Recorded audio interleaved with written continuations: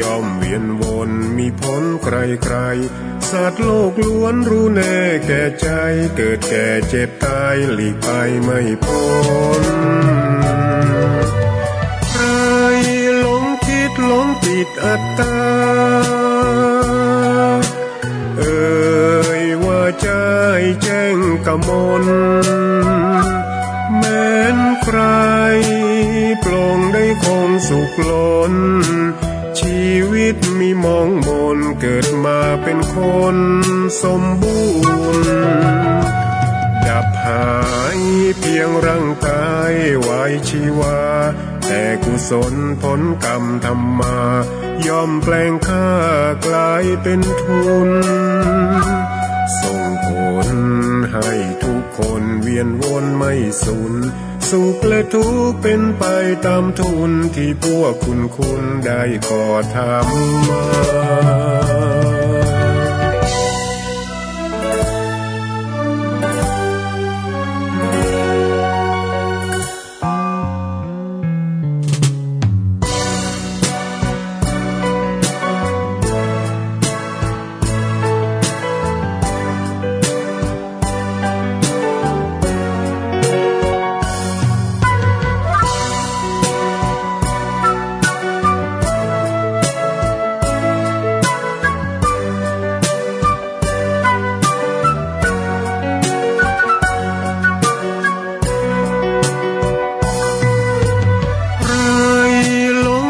หลงติดอัตตา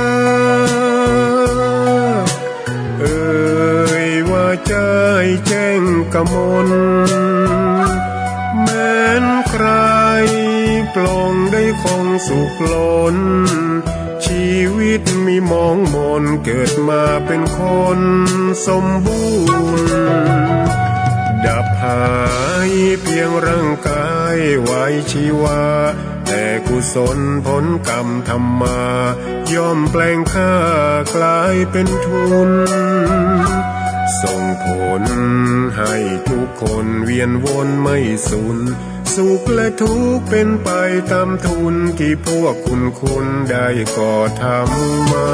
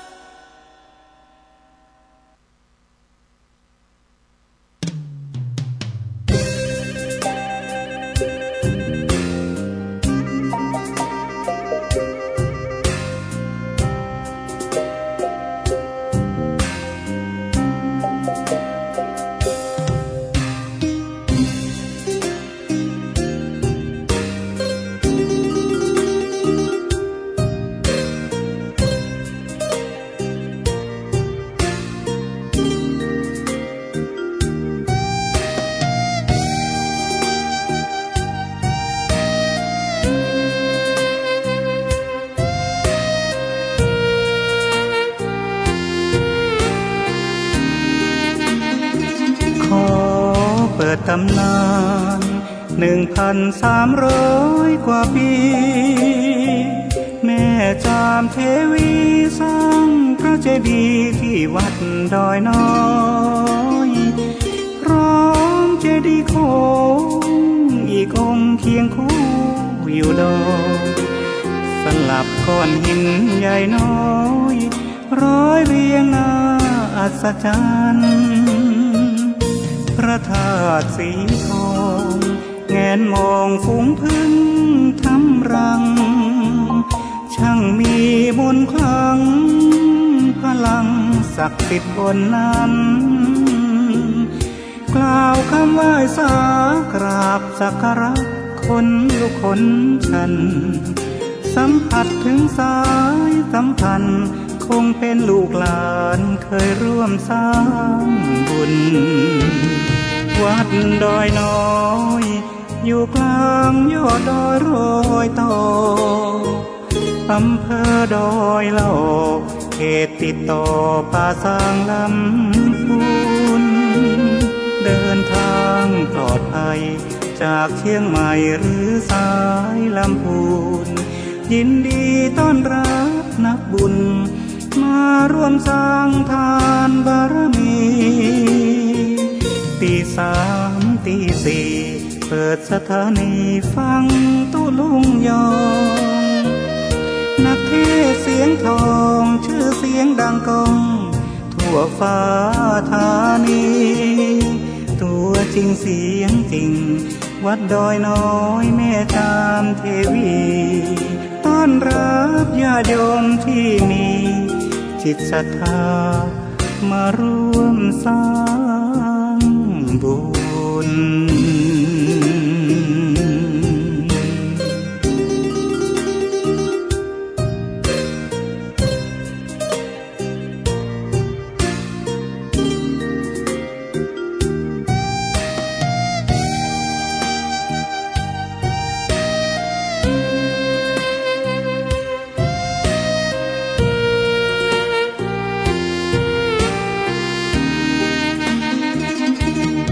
วัดดอยน้อ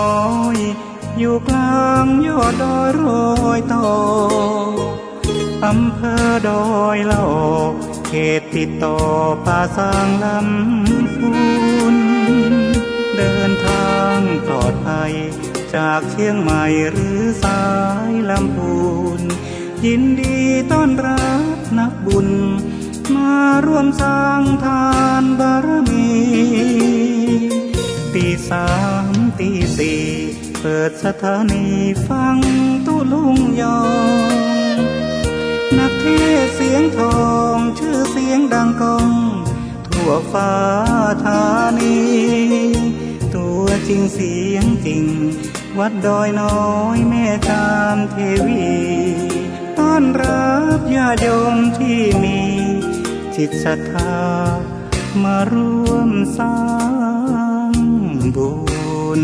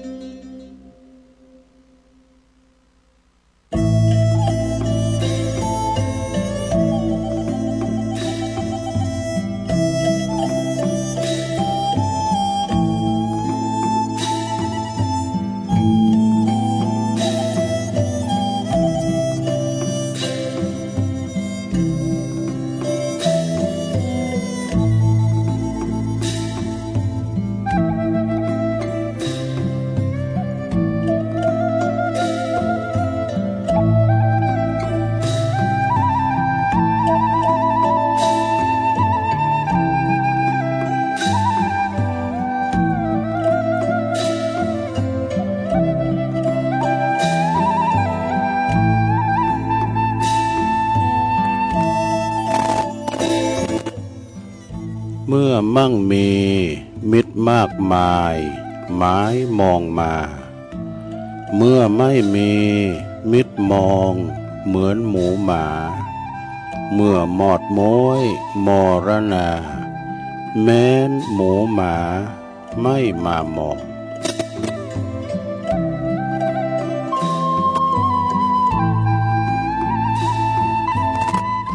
ตื่นเจ้าขึ้นมา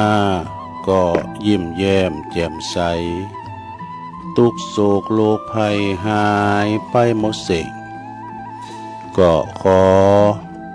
ความนอบน้อมแด่พระรัตนตรัยอันมีพระพุทธพระธรรมพระสงฆ์เป็นสรณะติปึงขอกราบแนบไต่ไหวสาถวายความเคารพมายังครูบาอาจารย์พระมหาเถรานุเถระตันเจ้าคณะพระสังฆาธิการพระภิกษุสามเณรเจ้าจุโตนจุองค์กุวัดวาอารามพร้อมตึงสำนักติภักทรงโดย เจริญปนมายังบรรดาปออกแม่ออกศรัทธาตันสาธุชนนักศีลนักบุญคุณดีหมู่เฮาเจ้าขาต่างหลายตื่นจื้นขึ้นมาก็มาเปิดวิทยุมาฟังรายการสัพเพเหระปกิณกะขอนลุงไก่แจงรายการเสียงธรรมแสงทองรายการเสียงธรรมแสงทองนี่ก็ รับผิดชอบบริหารเวลาเนาะดำเนินรายการโดยต้นตัวแห่งอาตมาภาพเก่ากับผม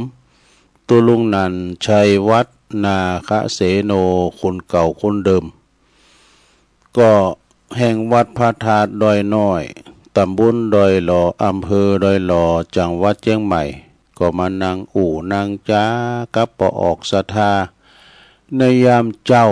นะยามเจ้าตั้งแต่ตีสองตีสามเนาะตื่นมาก็มาบริหารมาเปิดสถานีเข้าสู่ไปหลายสถานีหลายคืนเนาะสถาบางคนหนุ่มกำ เปิ้นก็ยังลับไหลอยู่ในห่วงแห่งความนิทรายามมันโมนรับโมนเนาะพักผ่อนสายตาอยู่ในแห่งความฝันนะแต่บางคนนั่นก็ตื่นมาแล้วก็ตื่นนอนบัดลับก็มาฟังรายการสำหรับคนตื่นเจ้าเนาะตัวลุงก็ค้นคว้านำสาระประโยชนะอันใดก็ดีค้นคว้าเอาธรรมมาเทศน์พองกานิยายธรรมนิทานธรรมก็ว่ากันไปเตยก็ซ้ำเก่าพองปีแล้วก็ว่าปีนี้มาว่าแถมลืมเก่าลืมใหม่เอามาฟังอาจารย์พระครูเขาพระครูสุเมธก็ดีพระครูสมหวังพระครูอภิวัตรก็นี่เปิดเทปเก่ามาเนี่ยน่าฟังเด้อสาระประโยชนะมีหลายนะฟังเทปเก่าของเปิ้นติดตามฟังฉะนั้นวันนี้มาปะกันนะมาปะกันแล้วก่อนที่ตุลุงจะเอ่ยไปตั้งคืนบุญสถานีต่างหลายต่างๆเนาะตุลุงก็จะนำไหวพระกันเนอเปิดความเป็นสิริเป็นมังกละเป็นมงคลกับตนกับโตครอบครัวลูกหลานได้อยู่เย็นเป็นสุขปราศจากทุกโศกโรคภัยเนอขอเจ็บไปหือมาไก่ขอไข่จะไปหือมากายขจัดปัดเป่าเสน่ห์จังไล่ออกไปนะนำเอาความที่เป็นมังคละเป็นมงคลเข้าคุมโหหอฮืนกันต่อไปเอาพร้อมแล้วก็กราบหนึ่งกราบสองกราบสามอิมินาสกาเลนะพุทธังอภิปู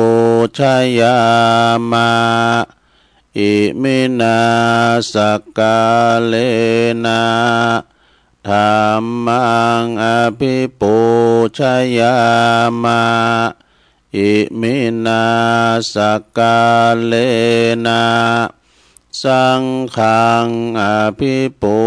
ชยามะอะระหังสัมมาสัมพุทโธภควาพุทธังภควันตังอภิวาเทมิสวากขาโตภควตาธัมโมธัมมังนัมมัสสามิ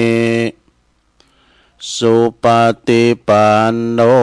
ภควโตสาวกสังโฆสังฆังนะมามินะโมตัสสะภะคะวะโตอะระหะโตสัมมาสัมพุทธัสสะนะโมตัสสะภะคะวะโตอะระหะโตสัมมาสัมพุทธัสสะนะโม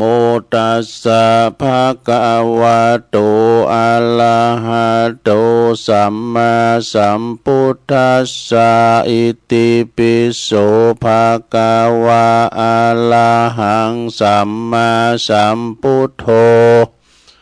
วิจาจารณะสัมปันโนสุขโตโลกวิโต อนุตตโลปุริสตัมมาสาลาธิสัทธาเทวมนุสสานังพุทโธภควติสวากขาโตภควตาธัมโมสันติติโกอากาลิโกเอหิปัสสิโกโอปันนะยิโกปัจจัตตังเวทิตาโปวินโยหิติสุปฏิปันโนภะคะวะโตสาวกสังโฆอุจจุปฏิปันโนภะคะวะโตสาวกสังโฆยายะปฏิปันโนภะคะวะโตสาวกสังโฆสามิจิปฏิปันโนภะคะวะโตสาวกสังโฆญาติตังจัตตาลิปุริสายุคานิอัฏฐปุริสาปุคลาเอสะภะคะวะโตสาวกสังโฆอาหุนายโยปะหุนายโยตาคินายโยอัญจลิกาลานิโยอนุตตลังปุญญาขิตังโลกัสสติจายันโตโพธิยามุเลสกายานังนันทิวัตโนเอวังตวังวิจัยโยโหหิจัยยสุจัยยมังคะเลอปัลลาจิตตปันลังเกสีเสปัทธวิปุคะเลอภิเสเกสปะพุทธานังอากาปโตปะโมทาติสุนักตังสุมังคลังสุปาปาตังสุโหติตังสุขโนสุโมโหโตจัสสุยิทังพลัมมาจาลิสุปะทะขินังกายกัมมังวาจากัมมังปะทะขินังปะทะขินังมโนกัมมังปานิทิเตปะทะขินาปะทะขินานิกาตัวนาละพันตเถปะทะขิเนสัพพิติโยวิวัจจันตุสัพพะโลกวินาศตุมาเตภวัตวันตลายโยสุขิติกายุโกภวะอภิวาทานาสิลิสานิจังวุตตาปัจจายโนจัตตาโลธัมมาวาทันติอายุวันโนสุขังปะลังเอาแล้วน้อสัทธาญาติโยมต่างหลายตุลุงก็ปิ้นเก้าปิ้นโหนำสวดมนต์ไปปิ้นตีเรียบร้อยเนาะก็ขอคุณพระติตไลรัตนะผ่านแผ่วพระเกี่ยวเจ้าตั้งสามประการเนาะจุงดลบันดาลมาปกป้องคุ้มครองรักษาวัดวาอารามควงแก้วตั้งสามเนาะปกป้องดูแลรักษาครูบาอาจารย์พระสงฆ์องค์สามเณรเจ้าอยู่กับวัดกับว่าได้มาเผยแผ่สัจธรรมคำสอนขององค์บวรสัมมาสัมพุทธเจ้าสืบทอดพระศาสนาปิ้นทรงไปมาปิ้นหนอนเนอร์นาบุญศรัทธาได้มาสักการะปูชากราบไหวเนาะได้มาอุปถัมภ์อุปถากวัดวาอารามช่วยกันพัฒนาวัดวาอารามมีพระคุณเจ้ามีสวาธุเจ้านะเป็นเก้าเป็นการตั้งไปในต้องมีกองหนุนตัวก่อกองหนุนก็คือศรัทธานะอุดหนุนจุดเจอเพราะว่าเขานำปัจจัยทั้งสี่เนาะนะมีความยินดีในการที่ว่าเผยแผ่ธรรมรักษา รักษาศาสนาของเฮาไว้จินลูกกินหลาน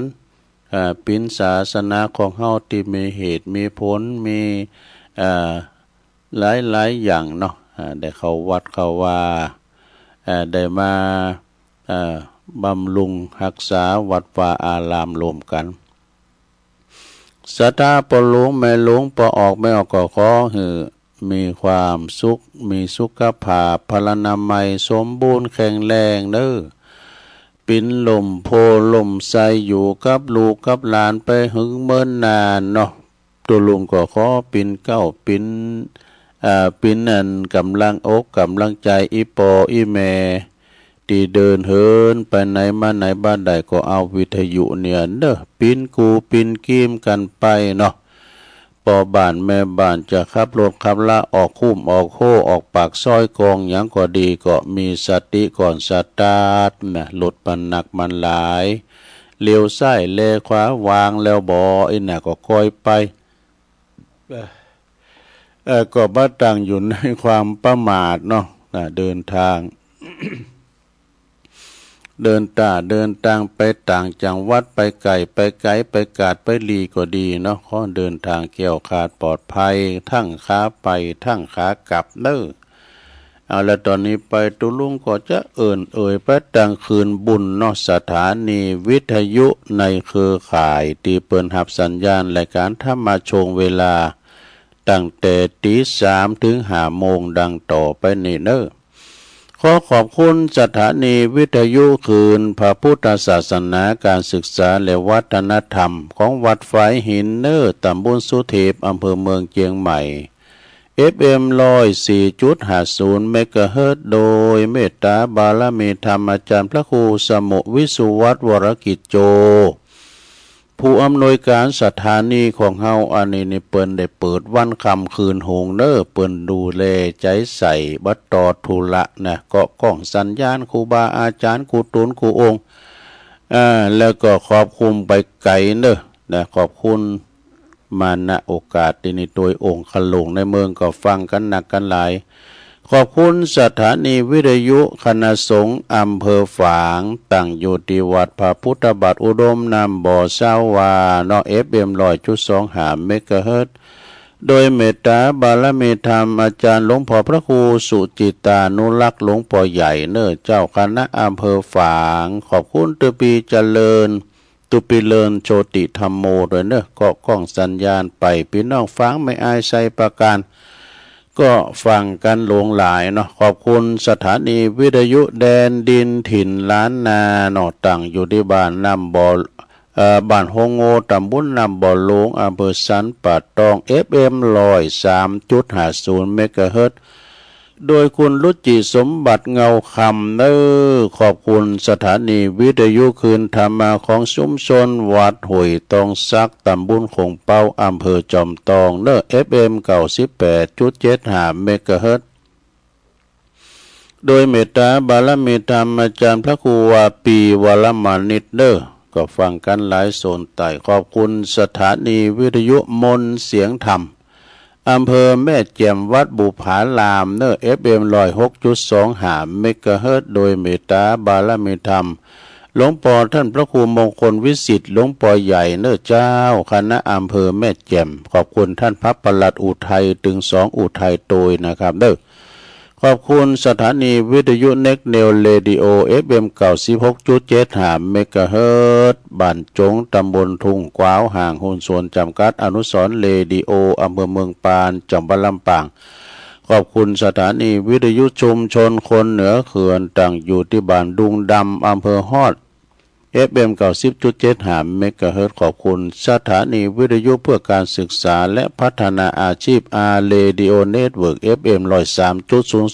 103.00 เมกะเฮิรตซ์อำเภอเมืองจังหวัดลำปางขอบคุณสถานีวิทยุอาร์เรดิโอเน็ตเวิร์ก FM 99.50 เมกะเฮิรตซ์วิทยาลัยนครวิทยาลัยเทคโนโลยีเพื่อการจัดการกฟผ.แม่เมาะลำปางแล้วขอบคุณสถานีวิทยุวิทยาลัยสงฆ์นครลำปางวัดบุญญาวาสวิหารเนอ FM 106.50 เมกะเฮิรตซ์โดยท่านดร.จิรศักดิ์ปันลำอันนี้เป็นผู้อำนวยการสถานีเนอ ขอบคุณอาจารย์ดร.พัชริยาฟองจันตาฝ่ายวิทยุลิงสัญญาณไปละปีน้องตังเมืองลำปางเขตลางนครฟังครอบคลุมเป็นหลายอำเภอเนอะฟังกันหลงหลายนะพี่น้องลำปางแล้วขอบคุณพี่น้องบันไกนะสีคำเรดิโอ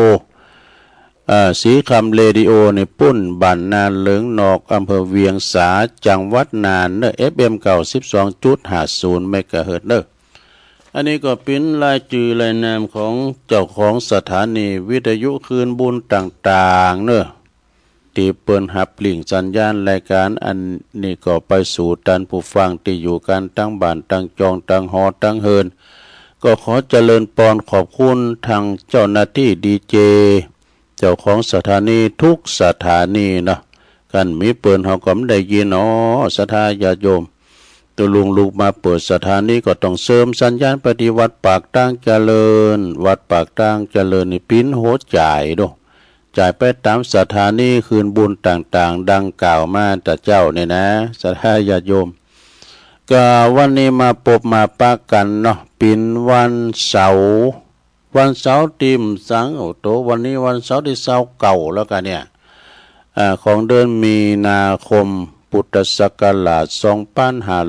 2568มานี่แล้วเนาะแฮมกี่วันก็จะสิ้นสุดของเดือนมีนาเดือนเมษาก็จะเข้ามาแถมเนาะวันนี้ก็เดือน7ออกคำแล้วก็เนาะว่าเดือนดับเดือน6ดับวันนี้เดือน7ออกคำไก่ปีใหม่มานาเกเนาะ13 14 15เมษาเนี่ยวันมหาสงกรานต์นะก็ตามปกติแล้วเนาะศรัทธาเฮาก็จะมีกิจกรรมนะวันนี้จะมีกิจกรรมวันเสาร์เนอะยกวัดมาบ้านนะศรัทธาญาติโยมจะยกวัดมาบ้านกันก็พร้อมแล้วเนาะศรัทธาญาติโยมเปิดว่าอีปอยเมติมได้ไปวัดไปว่าแต่หึงเพราะหยังเพราะว่ากับสังขารเนี่ยตัวจะไปก็ได้ลูกหลานมันบ้าหือไปโกไปตกไปตาวก็เตะกันเนาะเอาสังขารไว้ก่อนพอลงไม่ลงอยู่ไหนก็วัดเนาะวัดจิตวัดใจเฮาก็ฟังกันอยู่ตั้งบ้านสมมุติว่าเฮาไปวัดให้สร้างจินตนาการขึ้นมานี่นะเนาะสมมุติว่าวันนี้เป็นวันศีลเนี่ยกะเฮาก็จะได้โยงขันลงโยงขันเข่าโยงเข่าบาทกันเนี่ยกันนะเอาปุจจานพร้อมแล้วบอวันนั้นอาย พร้อมแล้วก็เอาเลยว่าไปเลยนะมาเมปุถังคุณนาสกาลันตังนามาเมธัมมังมุนีลาจาเตสิตังนามาเมสังฆังมุนีลาจาสาวกังอาจายโยโนพันเตอาชกัมมายาถาปะเลยาถามุลาเหยาถาอากุสเลเยมะยังพุทธธรรมสังฆาเตสุปันตลัตตเนสุอาติเตวาปัญจุปันเนนาวา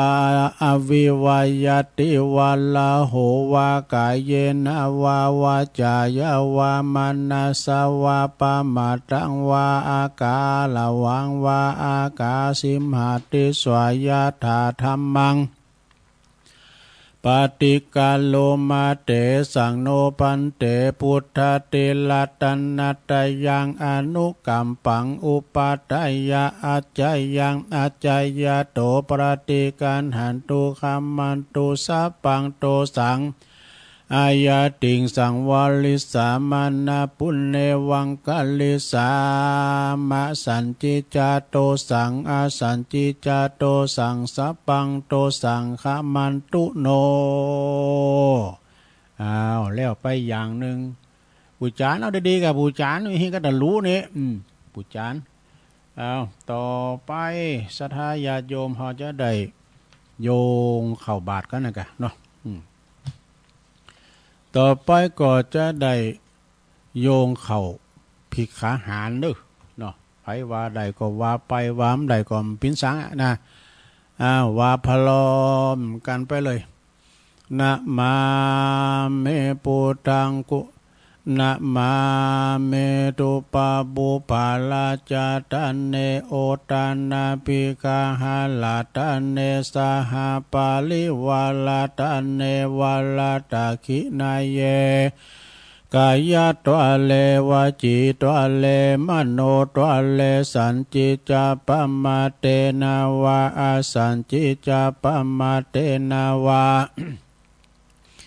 กายกรรมเมนาวาวาจีกรรมเมนาวามโนกรรมเมนาวาอาทิตาโตสังปัจจุปันนโตสังสัพพังโตสังฆมันตุโนตุติยัมปิตติยัมปินะมาเมตุปะบุภาลาจาตันเนโอตานาปิกาหาลาตันเนสหปาลิวาลาตันเนวาลาตาคินาเยกายะตัวเลวจีตัวเลมโนตัวเลสันจิจาปมาเตนาวาอาสันจิจาปมาเตนาวากายกรรมเมนาวาวาจีกรรมเมนาวามโนกรรมเมนาวาอาทิตาโตสังปัจจุปันนโตสังสัพพังโตสังฆมันตุโนเอาแล้วจบไปแถมอย่างแล้วเว้ยต่อไปอย่างแถมปูจานพ่อปูจานก็ดีปินตุก็ดีปินนี่ก็ได้แต่ปินนายกทำแล้ว เป็นตัวใหญ่ตัวน้อยขยมเสร็จเอาต่อไปว่าพร้อมกันไปเลยกัมพูชาผัดขันเข่าโยงเข้าพระเจ้าเด้งอิมังโอตันนาปินดาตานังติลาตานานังสกัจจังเตมาปูเจมาตุติยัมปีอิมังโอตันนาปินดีปาตังตานังนี่โอ้ไหมเดี๋ยวไหมลุเอาไหมปูจานะโอ้มันไปคืนยังไงปูจานะไปคืนนะทั้งบ้านทั้งจอกเอาตั้งใจหน่อยบุจาน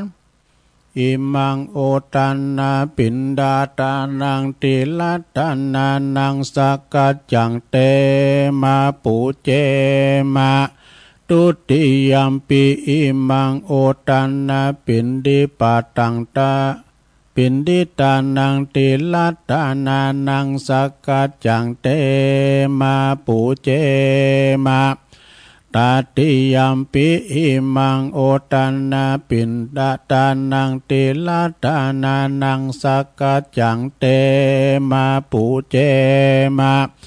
ติกาลตังหิตายาสุขายะยาวานิปานายาสังวตานตุโนมันสลัมปินเตอเมื่อกันเนอะลงเนอะวัดตุลุงเนี่ยมันจะได้วาถึงวันน่ะบูจานน่ะ7 วันเนี่ยมาวัดตื่น เอาต่อไปปุรามห้องกำลังต่อไปก็เขาจะได้โยงเข้าบาทแล้วปุรามติบว่าแล้วสาธุโอกาสะโอตันนาปินดีปัตตังตันนังนิปปานาปัจจโยโหตุโนนิจังโอตันนาปินดีปัตตังตันนังนิปปานาปัจจโยโหตุโนนิจังโอตันนาปินดีปัตตังตันนังนิปปานาปัจจโยโหตุโนนิจังเอาแล้วสัทธาญาโยมตอนนี้ไปก็จะไปยายแถวเนอะจะได้ใส่บาตรใส่เข้าบาตรตักบาตรกันนะสัทธาแต่บางทีบางแห่งนี่เปิ้นก็เอาหนักเลยนี่นะเฉพาะถิ่นนะบางทีบางแห่งนี่หนักเลยนี่ก่อนอย่างเข้าไปตังปุณกลปตังปุณ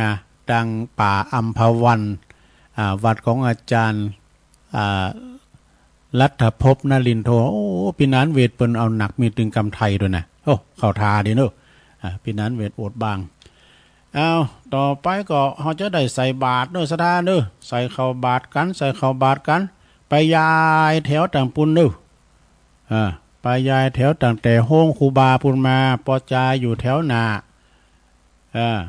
เทวดาแม่ยิงอยู่แถวหลัง ก็ถอดแคปไปเนอะลงเด้อถอดแคปถอดรองเท้าแล้วจะไปอู่กันอยู่ในอาการอันสงบเนอะ แล้วก็กำเดียวปูลามเอาสวยไปเนี่ยมุนตุลุงทาเขาแล้วบุญโฮงหมดมันให้มันดีเปิ้นจะลุกมานะสมัยเมื่อก่อนนี่ต้องเอาสวยไปเนี่ยมุนกันนะเปิ้นเนี่ยมุนเรียบร้อยตุลุงทาจะป้าพันเนนมาไหวที่นาว่างฮะอาลาหังสัมมาเปิ้นไหวพระกันดูแล้วก็ลุงมานี่อุ้มบาทลุงมานะใส่บาทนี่เปิ้นจะถามตุนะซะนะเปิ้นถึงดักไว้เนี่ยบางพ้องโหเนี่ยโตเอ็นน้ำเลิ้มอุ่มจ้าเขาแล้วก็ปัจจัยเปิ้นถึงระงับฮับปากผมจะหูกันเปิ้นถึงพอกันในบาทเท่านั้นเด้อมันจะว่าเลี้ยวไปเลี้ยวมายืดเข้าไปยืดเข้ามาอย่างยีราฟอันนั้นได้นะต้องอยู่ในอาการสำรวมสงบนะแล้วเปิ้นซุปแคบเนาะดูเจ้านะเขาก็ถอดแคบใส่บาทนะคือมามือเขาใส่บาทปุ๊บเจ้าถอดตอนนี้ไปก่อนที่เขาจะได้ใส่บาทเดี๋ยวกับขยโยมพอกะละมังทางเป้นะเข่ารุ่นบาทภาชนะเข่ารุ่นบาทเริ่มค้ำเกี่ยวม้ามจูเขาไปในมดเปิ้นโอกลุ่มพอกดไล่สู้เขาคุณเฒ่านึกว่าไงนอบนั่งในสถานลำเปิงว่าข้าวของข้าพระเจ้าขาวดังดอกบัวยกขึ้นเหนือหัวถวายแด่พระสงฆ์จิตใจจำนงตรงต่อพระนิพพานขอให้ถึงเมืองแก้วขอให้แคล้วบ่วงมารขอให้ทานศาสนาของพระศรีอานในอนาคตการโน้นเทินสาธุเอาลุกเอาตุลุงทาเตียวแล้วเดินมาแล้วสุขโหโหมะนะลงเด้อสุขโหมะไปใจจะไปถามกอยยอกอยหย่องจะไปมือทบเลนถูกบาทกอยเอาใส่ไหมกอยเอาใส่เข่ารุ่นบาทเด้อเอาตุลุงทาไปเด้อเอาเข่ารุ่นบาทว่ากันไปวันนี้คุณมากโป่งหลงหลายลืมว่าใดก็คือแมทเนออย่าประมาทกาดอย่าตกนะกินช้อนร้อนกินร้อนช้อนกลางล้างมือบ่อยๆอย่าประมาทนะในโรคภัยไข้เจ็บทั้งหลายนะสดาญาโยมทั้งหลายเนาะจะสุดแล้วถอยสุดแล้วครูบาอาจารย์ก็จะเข้ามานั่งอยู่เต็นสังตินในวิหารศาลาหมู่ห้อต่างหลายก็ล้างมือเนื้อเข่าติดมือนะที่ก๊อกน้ำมานะการแพ้ล้างก่อนริมกินได้ก่อนปีหน้าเข่าปิ้นเจ้าปิ้นนายเนี่ยเข่าปิ้นเจ้านะซะนะคุณทำก่อนนี่เนี่ยเข่าโต๊กในการลูกร้านเสียเข่าโต๊กเนี่ยเปิ้นเบิ่งยำเข่าเบิ่งขามเข่านะเพราะว่าเข่าปิ้นเจ้าดูเปิ้นเบิ่งขามเข่าเบิ่งยำเข่านะเอาเข่าปิ้นเจ้าปิ้นนายกำได้กินก็จะตายนี่ซะได้ปวดหัวเข่านี่มันปิ้นยาติบนะการเอาได้กินข้าวก็ใจดีมานี่เนาะเอาละตอนนี้นางกันเรียบร้อยแล้วเนาะนางกันเรียบร้อยแล้วตอนนี้ไปก็จะได้เข้าสู่พิธีการอันดับแรกก็จะได้จุดธูปเทียนปูชาพระรัตนตรัยวันนี้ก็ขอเชิญปะหลวงบันเฮาก่อนเนาะปู่คุณก็มากันหลวงกันหลายขอเล่นเชิญปะหลวงบันเฮาได้มาปิ้นประธานในการจุดเทียนธูปปูชาพระรัตนตรัยปุรามจุดเทียนฉนนเลยเนี่ยตอนนี้ก็สถายกมือไหวน้อมจิตน้อมใจอยู่ในอาการหลังงับฮับปากจะไปอู่การเงียบนะครับเอาละหลังจากปอหลวงบันเทาจิถูกจีเตียนไปปิ้นตีเรียบร้อยนะผู้ช่วยเกณฑ์ขันศีลเห็นตุลุงทากรรมนะต่อไปในเขาพิธีสถาบินนามาเพมาตั้งตุลุงทาเขาเพนะว่าพลอมการเปิดเอาปูจานว่าเลยปูจานว่าเลยมันลาแล้วไฟใหม่ร้องเขาต่อไปนี่ก็เขาจะได้ไหวบ้ารับเที่ยวปูลามปูจานอายุถือแล้ว12ปูจานอายุ12เกี่ยวป้าเว้าเพื่อนเนี่ยกินมาเลยบุโรเกี่ยวป้าแงมปูจานเอาแล้วเนาะว่าพร้อมกันไปเลยสถานต่างอกต่างใจว่าพร้อมกันไปเลยมายังพันเตติสัลลันเนนะสหปัญจศีลานิยาจามะตุติยัมปิมายังพันเตติสัลลันเนนะสหปัญจศีลานิยาจามะต ตติยามปิมายังพันเตติสาลเนนะสหปัญจศีลานิยาจามะนะโมตัสสะภะคะวะโตอะระหะโตสัมมาสัมพุทธัสสะนะโมตัสสะภะคะวะโตอะระหะโตสัมมาสัมพุทธัสสะนะโมตัสสะภะคะวะโตอะระหะโตสัมมาสัมพุทธัสสะพุทธังสรณังคัจฉามิธัมมังสรณังคัจฉามิสังฆังสรณังคัจฉามิตุติยัมปิพุทธังสรณังคัจฉามิตุติยัมปิธัมมังสรณังคัจฉามิตุติยัมปิสังฆังสรณังคัจฉามิตติยัมปิพุทธังสรณังคัจฉามิตติยัมปิธัมมังสรณังคัจฉามิตติยัมปิสังฆังสรณังคัจฉามิติสรณคัมมานังนิทิตังปานาติปาตาเวละมะเนสิกขาปะทังสมาธิยามิอาทินนาทานาเวละมะเนสิกขาปะทังสมาธิยามิกาเมสุมิจฉาจาราเวละมะเนสิกขาปะทังสมาธิยามิมุสาวาทาเวละมะเนสิกขาปะทังสมาธิยามิสุลาเมลยะมัชฌะปัมมาตฐานาเวละมะเนสิกขาปะทังสมาธิยามิอิมานิปัญจสิกขาปทานิสีเลนะสุขติงยันติสีเลนะโภคสัมปทาสีเลนะนิพุติงยันติตัสมาสีลังวิโสทะเยสาธุสาธุสาธุเอาแล้วสาธาหับศีลหาไปแล้วกับตุลุงทาเก็บไว้ดีๆนะลงเด้อไปเสียมันหายนะถ้ามันหายสักข้อสองข้อก่อนเป็นยังนะเสาหน้าในตุลุงทาก็มาปั้นแถมหน่อสถานเนาะศีลปีหน้าพรอันงดงามเด้อคุณเฮาทหับศีลหาเหมือนกันโมโถประเทศไทยนี่นะเปิ้นว่าคอกหลงหลับปูนเจียงใหม่ในตุ๊บควางแบบอะไรเลยมิตรตำรวจมิตรทหารคุณได้อยู่กันอย่างศีลอย่างธรรมนี่นะเนาะเตรียมมันขาฟันบั่นแต้งกันตึงมือตึงวันฟ้องร้องกันก้ามแสนแล้วก็กับคุณเฮามันขาดศีลหามได้เนาะสถานเนาะเอาละตอนนี้ไปตุลุงจะสวดพญา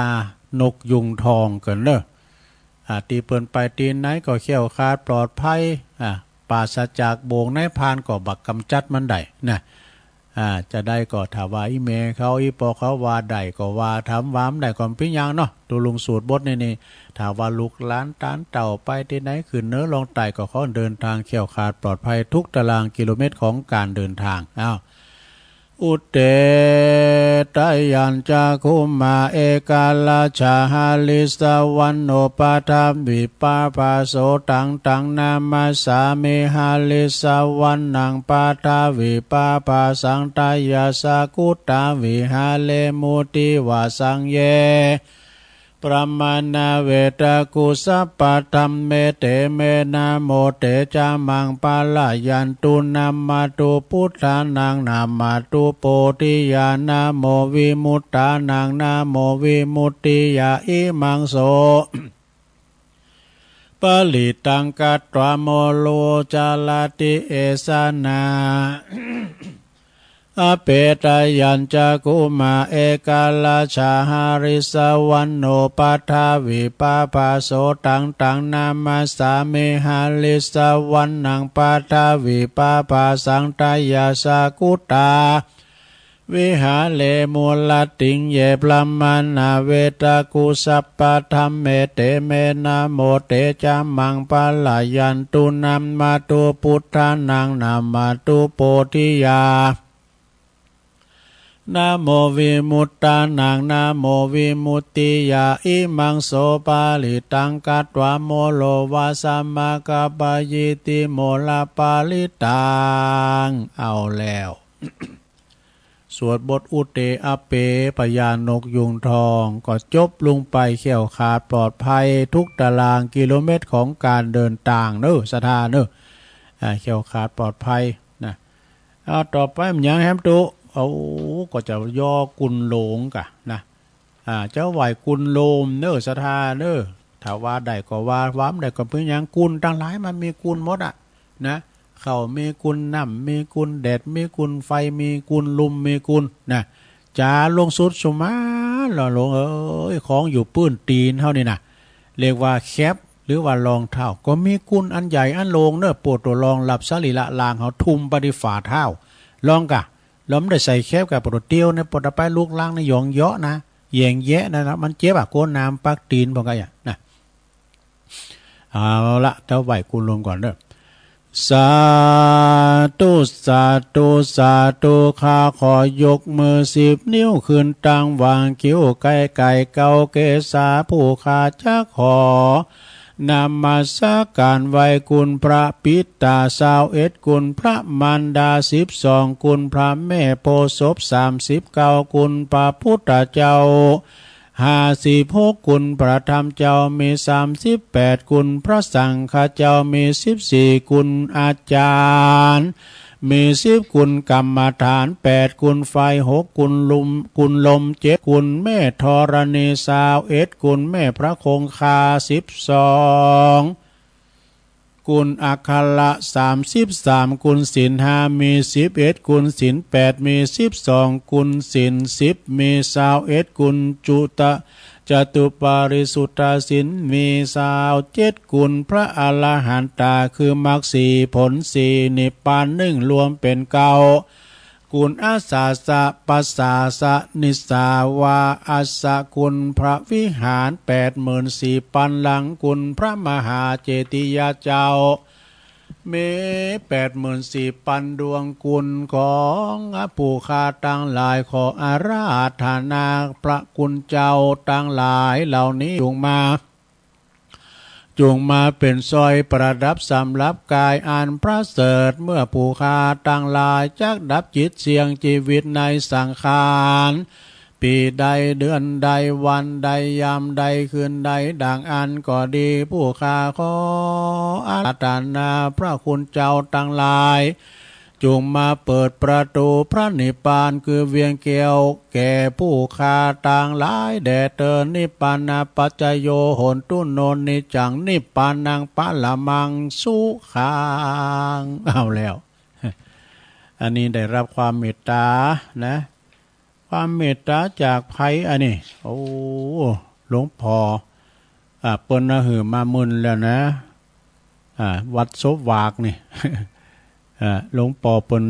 มอบหือนะขอบคุณเนอะสำหรับหลวงพ่อวัดโซวากปุ่นแม่แจ่มบุญนะ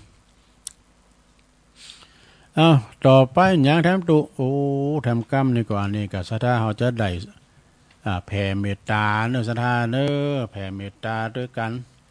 แผ่เมตตาถึงกรรมไทยถึงกรรมเมืองนะแล้วก็อิตั้งอย่างเกณฑ์จิวันตาหน่อยวันตาหลงต่อไปเขาจะแผ่เมตตาให้กับโต๊ะเก่าห้อยกันเนอะก่อนที่จะแผ่เมตตาไปสัมภสัตทั้งหลายนะว่าพลอมการประเลยหลง อะหังสุขิโตโหมิขอให้ข้าพระเจ้ามีความสุขนิทุกโหโหมิปราศจากความทุกข์อเวโรโหมิปราศจากเวรอภาปัจโชโหมิปราศจากอุปสรรคอันตรายทั้งปวงอานิโคโหมิปราศจากความทุกข์กายทุกข์ใจสุขีอัตตานังปริหารามิมีความสุขกายสุขใจรักษาตนให้พ้นจากทุกภัยทั้งสิ้นเถิดเอาแล้วอันนี้กล่อมๆเนาะต่อไปก็แผ่เมตตาคือสัมภาษณ์น้อยใหญ่ถึงมดเองเนอะมดดำมดแดงพิ้นตัวเนาะ สัพเพสัตตาสัตว์ทั้งหลายที่เป็นเพื่อนทุกข์เกิดแก่เจ็บตายด้วยการทั้งหมดทั้งสิ้นเวลาโหนตุจงเป็นสุขเป็นสุขเถิดอย่าได้มีเวรแก่กันและกันเลยอภัยยาปาชาโหนตุ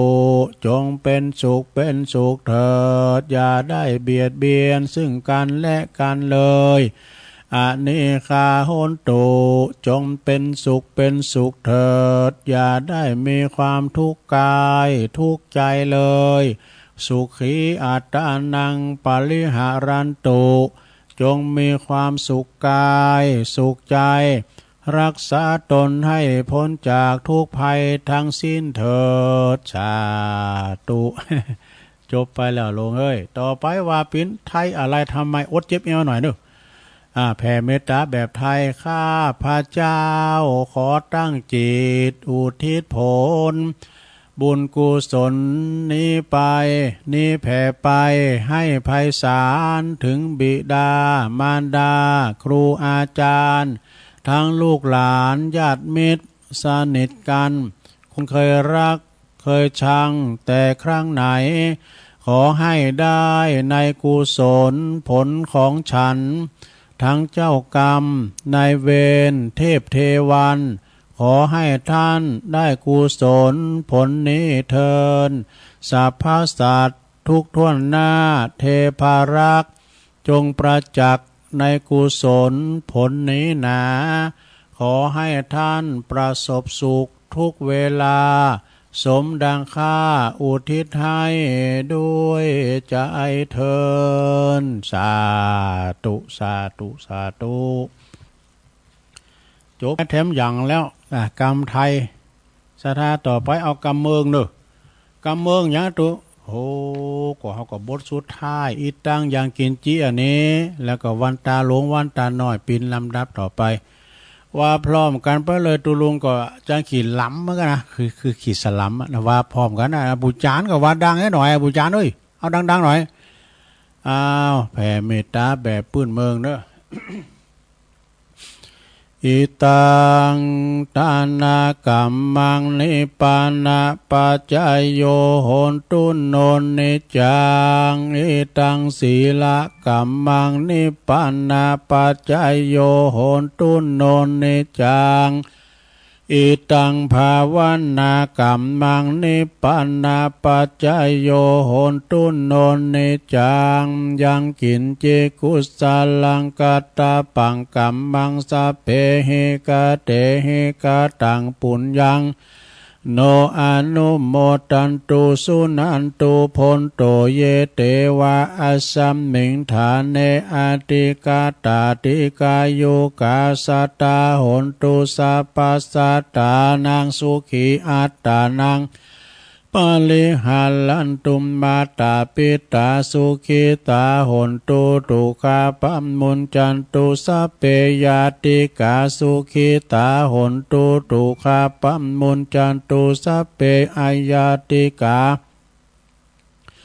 สุขิตาหนตุตุกาปะมุนจันตุสัพเพปิสาสัพเพยาขาสัพเพเปตาสุขิตาหนตุตุกาปะมุนจันตุสัพเพนักขตาสุขิตาหนตุตุกาปะมุนจันตุสัพเพเทวาสุขิตาหนตุตุกาปะมุนจันตุสัพเพอาจาริยุปัจจยาสุขิตาหนตุ ตุกาปัมมุนจันตุสัพพสัมปติโยสัมมิจันตุโวเอาแล้ว ต่อไปก็วันตาหลงพร้อมกันไปเลยเนอะวันตามิปุตังสัพพเมโตสังฆัมมัธัมเมปันเตวันตามิธัมมังสัพพเมโตสังฆัมมัธัมเมปันเต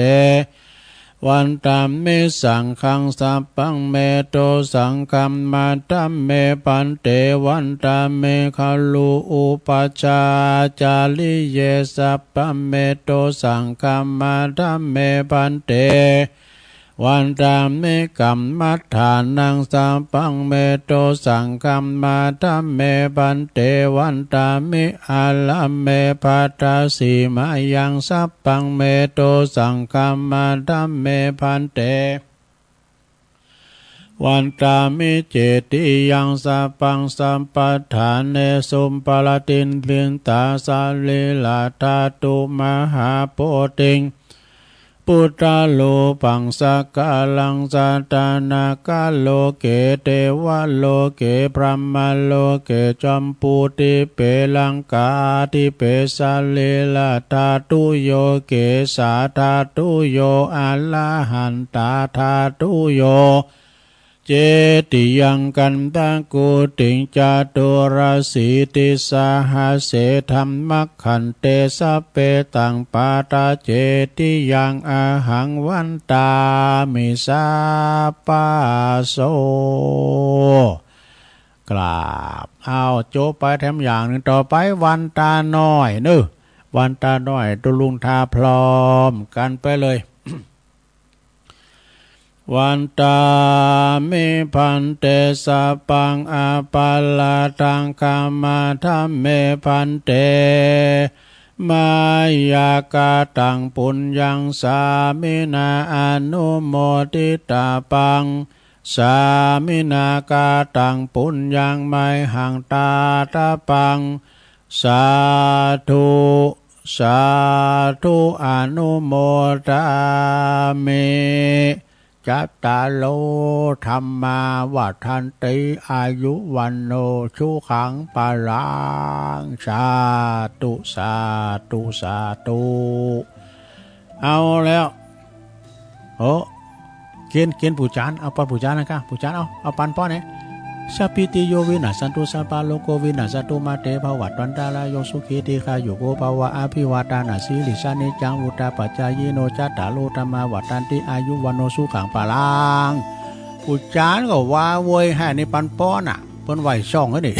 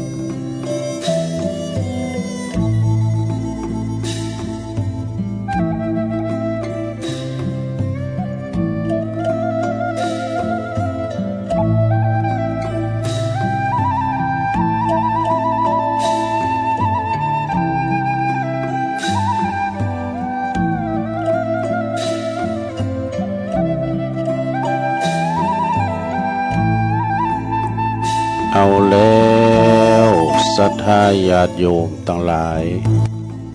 ตัวลุงก็พักเบรกเนาะเปิดว่ายกย้ายค่ายตีนางมึนลำไปก็เจ็บหลังเจ็บแอวเตียวไปเตียวมาเนาะยืดเส้นยืดสายทำธุระโสนโตเสร็จสับเรียบร้อยก็มานั่งอู่กันต่อในชั่วโมงที่สองเนอะขณะนี้ตันตั้งหลายก็กำลังฟังรายการเสียงธรรมแสงทองดำเนินรายการโดยตุลุงยองเนาะก็มานางอู่นางจ๋า กับปอออกไม่ออกศรัทธาที่อยู่ตั้งบ้านตั้งจองกันก็ฟังกันไปเดี๋ยวนี้ตีสี่กับ6 นาทีแล้ว7 นาทีแล้วศรัทธาตื่นจืนกันมาพองแล้วก้าแต่ถ้าว่าเปิ้นไปกาดไปลีนี่เปิ้นก็ไปกันแล้วเนาะปอกะในคล้ายสื่อกาดเนื้อมาคล้ายกาดไตแต่ว่าเฮามีภาระธุระเนี้ยก็เจ้าอยู่นอนอยู่หันเกิดลงเนาะเขาจะลุกมาหนึ่งเข้าเป่าไฟเนาะเฮาก็จะได้สู่ชีวิตไปทำวันหนึ่งนะมะแรงบึด6:10เนาะ18:10 นาทีจนถึง2 ทุ่มเป็นวันเสาร์วันนี้ขอเข้ารายการอยู่เด้อส่งกระแสเสียงไปตั้งหลายดอยปูนนะแม่ขจารโมเดิร์นเรดิโอเวียงป่าเป่าโอ้คืนนั้นก็ไกลไปแถวปุ่นพะเยาเจียงไฮ้ปุ่นเด้อก็วันบึ้ดนี่ก็เข้ารายการได้เข้าก็หลายเสาแล้วนะมื้อแลง ติดการติดงานเนาะห่างหายไปหลายเสาตอนมื้อแลงพวกนี้วันนี้นี่มันได้ไปไหนก็เข้ารายการนี่ครับเนาะก็อยากศรัทธาญาติโยมทั้งหลายก็เวลาว่ามีการมีงานที่หันที่นี่ที่ศาสนกิจเขาก็ไปก็แบ่งปันให้ทุนอื่นได้จัดเต้นพองเปิ้นก็ออนไลน์ทางลำปางมาพองไว้กันเนาะแต่ว่านี่เกิดแผ่นดินไหวเลยอย่างแห้งเลยปุตโต7.7ด็อกเตอร์ก็ฮะด็อกเตอร์ไม่ใช่ก็เลคเตอร์ก็เนาะโอ้ตัวลุงก่อนนอนอยู่ปื้นโฮงหลงบนนี้เนาะก่อนมันจะรับก่อนนะปวดท้อนี่อย่างเงี้ยไว้ขยุงขยังเนี่ยปวดรุนแรงนะปวดโต้ตำบลเนี่ยมันเป็นไม้นะมันเป็น2 แจ่นตำบลเนี่ยพับพิบอะขมูเพื่อนอะมึนเหมือนกันเนอะจอมหลอมเนี่ยโอ้อันนี้แผ่นดินไหวเนี่ยนะไหวอย่างรุนแรงเลยเนอะสถานเคยปะตัวลุงก็ไปหันกับสถานที่อื่นเนาะเมืองนอกเมืองนาบทบันเฮาก็รุนแรงเหมือนกันนี่หลังจากที่มันนั้นไหวแล้วเนาะโตก็ปรากฏว่าเกิดความเสียหายหลายตีหลายต่างตูบเล่าไก่ของปีนานข้ามจุบบอลยุบ เล่าไก่ตั้งกรุงเทพปุ่นก็เหมือนกันว่าเปิ้นว่าเปิ้นแปลงสำนักงานเนี่ยก็ตรวจเงินแผ่นดินเนี่ยโอ้ยเปิ้นก็ถ่ายดีแต่ก็เปิ้นแปลงตึกนั่นน่ะพิมพ์ทุกขีดแจ้นบ่ลงยุบลงมาหมดโอ้ยคุณได้อยู่หันหน่อยขอให้แคล้วคลาดปลอดภัยเนี่ยวันมันไหวตัวลุงก็มันจะคืออย่างนั้นคือว่าปุถโธปุถโธปุถโธแคล้วคลาดปลอดภัยเด้อแคล้วคลาดปลอดภัยเด้อกะเหมือนอย่างจะบุญออกด้อยมาน่ะซะนะว่าในรุนแรงแต่กับเคยปะแต่น่ะโอ้อันนี้ภัยธรรมชาติมันคำโนนบัดใดซะนะอย่างดาราศาสตร์นี่เพราะว่ากบจะกินเดินกาฝุ่นดาวจะตกกานี่เป็นคำโนนใดแต่อันนี้แผ่นดินไหวนี่มันคำโนนบัดใดซะนะเปิ้นเยการเยงานอยู่กลางวีกลางวันแดดร้อนเพ่งแผ่นดินไหวเด้รุนแรงเด้อลงเด้อแล้วก็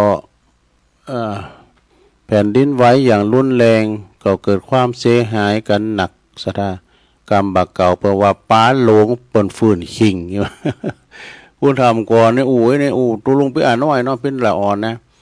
ป้าหลงฟื้นขิงก็คือแจ้ว่าป้ามันหลงขนาดไหนลำเหลือเนี่ยกรรมบักเก่าเปิ้นว่าอัน ก็ขอคืออยู่ดีมีสุขกันเด้อลงเด้อภัยที่ประสบอุบัติเหตุเพศภัยอันนี้แหละภัยธรรมชาติเราต้องยอมรับกับมัน มันจะรุนแรงไปอย่างเอี้ยเหมือนกับทำนายการทำนายของครูบาเจ้าศรีวิจัยนำทัดถมใหญ่ไฟภูเขาจะระเบิดเนี่ยมันจะมีไปเนาะคอยมีไปทำอกทำใจก็ระมัดระวังเด้อ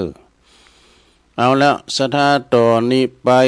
ตัวลุงก็จะได้เอาอันนี้มาไหว้กันเด้อสถาเด้อนี่มาว่าเดี๋ยวกันเด้อมีไหนอ่ะก็เดี๋ยวกันเด้อติ๊กวันนี้แล้วนะเด้อเอาละอันนี้เป็นกระจกเนี่ยแปลว่าเจาะกระแสข่าวนะเปิ้นว่าไวปอไวแม่อันนี้เป็นคำกรก็ลองฟังก่อนนะลูกเด้อไวปอไวแม่ขี้น้อยใจ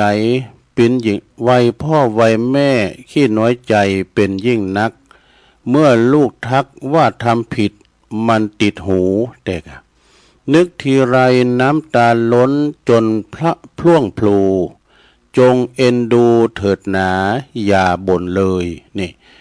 เขาก็อ่อนแรงก็ล้าตามัวซ้ำลูกช่วยค้ำพยุงบ้างอย่านั่งเฉยตอนลูกเล็กปีนขี่คอพ่อยังเคยแต่กะอย่าละเลยให้ชอกช้ำระกำใจลูกพูดไปฟังไม่ทันอย่าหันหนีแต่กะเพิ่นฟังบ่แต้นนะพูดอีกทีเถิดลูกรักอย่าผลักไสหูมันแก่ฟังลูกเล่าไม่เข้าใจจับความได้กระพ่องกระแพ่งชี้แจงที่จี้แจงเพิ่นฮู้เด้อเพิ่นฟังมันแต้นน่ะตอนลูกเล็กพูดซ้ำมาดูน่ารักตอนนี้พ่อแม่แก่นักชักลืมทีนี่พูดซ้ำซากมากมายตั้งหลายทีขอคนดีอย่าถือโทษโกรธมากเกินนี่ลูกงานหนักพ่อแม่ก็รู้อยู่ว่าหนักขอลูกรักพักคุยบ้างอย่าห่างเหินอยู่กับลูกกับเมียจนเสียจนเพลินขอแค่เดินมาถามไถ่ในบางทีนี่เรื่องสำลักข้าวปลาอาหารน้ำเกิดซากซ้ำจนละอาหน้านายหนีขอให้ลูกจงอดทนเถิดคนดีแก่แล้วมีปัญหามาทุกคนแต่กะอีกไม่นานหรอกหนาเวลาผ่านความรำคาญทั้งหลายแหล่แม้สับสนคงไม่กลับมาเกิดซ้ำทำเวียนวนเมื่อผ่านพ้นพ่อแม่รับดับชีวิตขอให้ลูกได้อยู่เย็นและเป็นสุขอันความทุกข์จงหลีกไกลหายสนิทอย่าแผ่วพานลูกรักพ่อแม่ลูกของพ่อแม่แม้สักนิดขอชีวิตลูกพรั่ำพร้อมดังใจเทินจากหัวใจของพ่อแม่จบ ขอทานเนื้อสถาญาติโยมนี่เปิ้นสูงมานะขอบคุณโยมยุพินหอมอลาปีน้อยน่ะสารกลางสูงเขาประกวดมาเด้อเขาทาเด้อขอบคุณหลายๆเนาะเก็บไว้ปีหน้าทุกลุงจะว่าแถมมันกินใจวันเมจะเอามาว่าทำกรรม เนี่ยจะไม่ลืมเด้อสถาเฮาปิ้นลูกปิ้นเต่าเนี่ยนะอย่าเบิ่มก่อนเนี่ยบ่โทษกันเฮางอนปองอนเมเนี่ยเปิ้นเอาข้าวป้อนมาล้ำนะปอดควางให้อีกก็มีนะเนี่ยซ้ำเตอก็เวลาเฮาให้เปิ้นก็ฮกมาดูซ้ำเตอก็ขี่หลังไอ้ปอเนี่ยไอ้ปอปินจ้างเนี่ยโต่งเต็ง มันมีนะปินสปินปินละอ่อนน่ะปินน้อยเนาะเบอร์เดนี้ตาเฮาแล้วไปพอเด้อเจ้าชีวิตเฮานะเวลาเปิ้นมาหาเขาบนข่อมดังเอาเตายัดปากให้ไปได้เกิดเนาะฉะนั้นศรัทธาญาติโยมก็จะไปดีลืมเด้อคุณปอคุณแม่ เปิ้นงกเงินก็เพราะว่าเปิ้นเฒ่าเปิ้นแก่แลหมอนมาแล้วก็จะปิ้นอย่างเอี้ยเนาะโอ้เสียดายตัวลุงมีแผ่นเพลงอันนั้นเอามาเปิดด้วยกันนะคำก็แก่สองคำก็แก่นะโอ้โหวันนั้นฟังที่ไหนเนี่ยหมดเนาะมันก็แก่มันก็หมดอ่ะดีใจที่ได้แก่เนาะคุณเฮามีบุญทางนั้นที่ได้แก่จงภูมิใจที่ได้แก่บางคนเนี่ยมาลุ่นไปก่อนนะลงกรรมกันไปรักษาถาดขันที่ดีนะลงเด้อปึงตกเก่านักนะอันใดที่มันนักมันหนองจะไปยกเด้อถ้าน้อมร่างกายไหว้ศรัทธาเอาอันนี้ของปะครูกำเดิมว่าจะว่าก็ไม่ได้ว่าสักกรรมเวลามันหมดไปก่อนไปว่านักไปเดือกบัดเต้นนะมาตัวไอ้ว่าต่อยนะลมปากอันนี้ของปะครูเฮาเด้อปะครูเก่าปะครูเงาตุลุง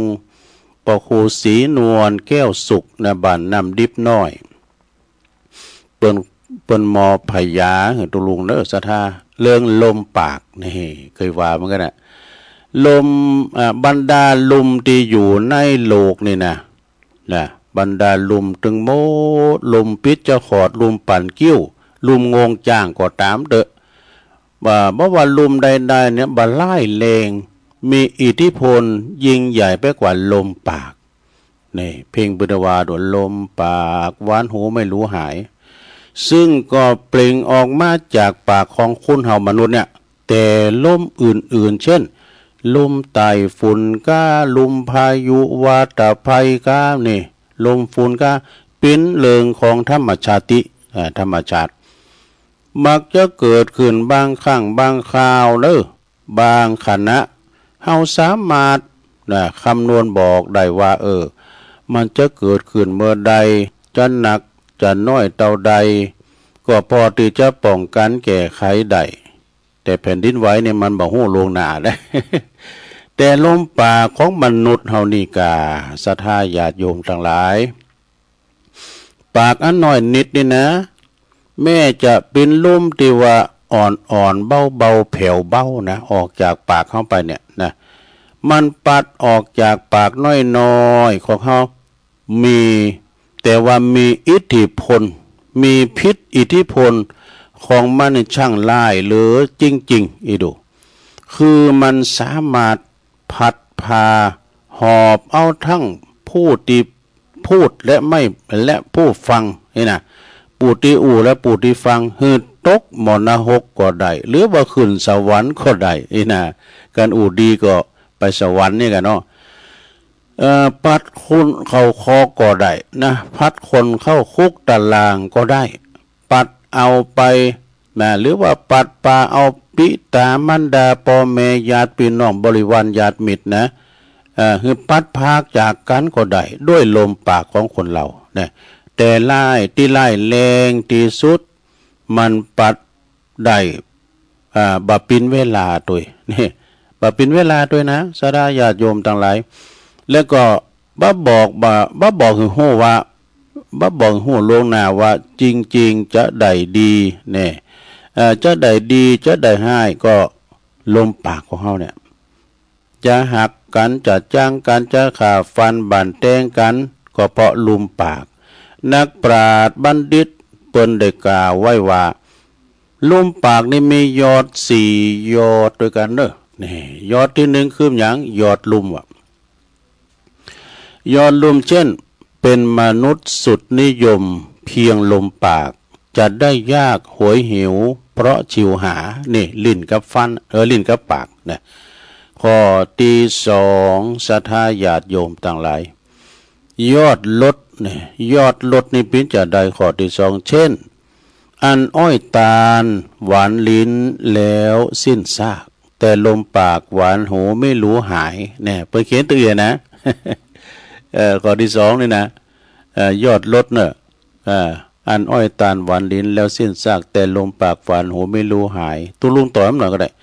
ถึงเจ็บอื่นหมื่นแสนก็แคลนคลายไม่อาจหายเหมือนเหน็บให้เจ็บใจจังเอามาวางก่อนที่จะเข้ารายการน่ะ ตุลุงจะสอหาก้อนอันเก่าพ้องอันใหม่พ้องเอามาอู่ก่อนนะมาอู่ก่อนที่จะเข้ารายการเนี่ยเนาะข้อที่3นะโยมเด้อ ยอดอาวุธนี่ปุตตปากนี่ก็คืออาวุธนะคืออาวุธกำอันไล่แรงกำแล้วแหละก็เปิ้นหบฟันกันเปิ้นเกิดสงครามก็ย้อนปากเนี่ยเป็นอาวุธเช่นจะพลิ้วชิวแปลว่าเช่นจะพลิ้วชิวหาลิ้นบนวงเล็บลิ้นปากเป็นอาวุธสังหารบุตรเจ้าลงเหออาสันตายได้นี่แล้วข้อที่สี่สุดท้ายยอดคมเนี่ยยอดคมเช่นปากของคุณนี่ขาคุณจนม้วยหมุดมากว่าคมอาวุธเป็นไหนนี่เพราะว่าปิดของปากเช่นปืนทุกกระบอกนะปืนทุกกระบอกจะพ่นกระสุนออกจากกระบอกปืนสังหารฆ่าศึกได้ก็เพราะคำสั่งที่ออกจากปากคนยิงนี่นะปุโรไข่โป้งด้วยนะมันออกจากปากคุณนะ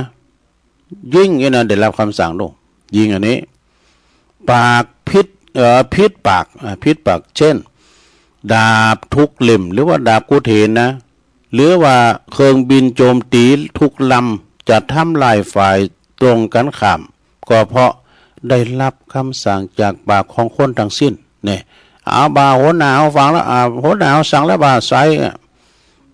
จะหันได้ว่าปากดีพูดดีสร้างชาติสร้างสามัคคีแต่ปากอับปรีจันไรปากไม่ดีไม่สร้างสรรค์นี่ทำลายความดีความมั่นคงทั่วบ้านทั่วเมืองแต่กันเนาะดังพุทธภาษิตสุภาษิตตนว่าจะยาสุภาษิตาจะยาวาจาเอตัมมังคลมุตตมังนี่สุภาษิตวาจาสุภาษิตอันเป็นอุดมมงคลเด้อพระพุทธองค์ได้ตรัสไว้มีอยู่หนึ่งแปลว่าควรพูดให้ถูกกาลเทศะนี่เมื่อยามเมื่อเปิ้นมีกาลเทศะเนาะเปิ้นสมมติว่าเปิ้นกำลังภาวนาเนาะ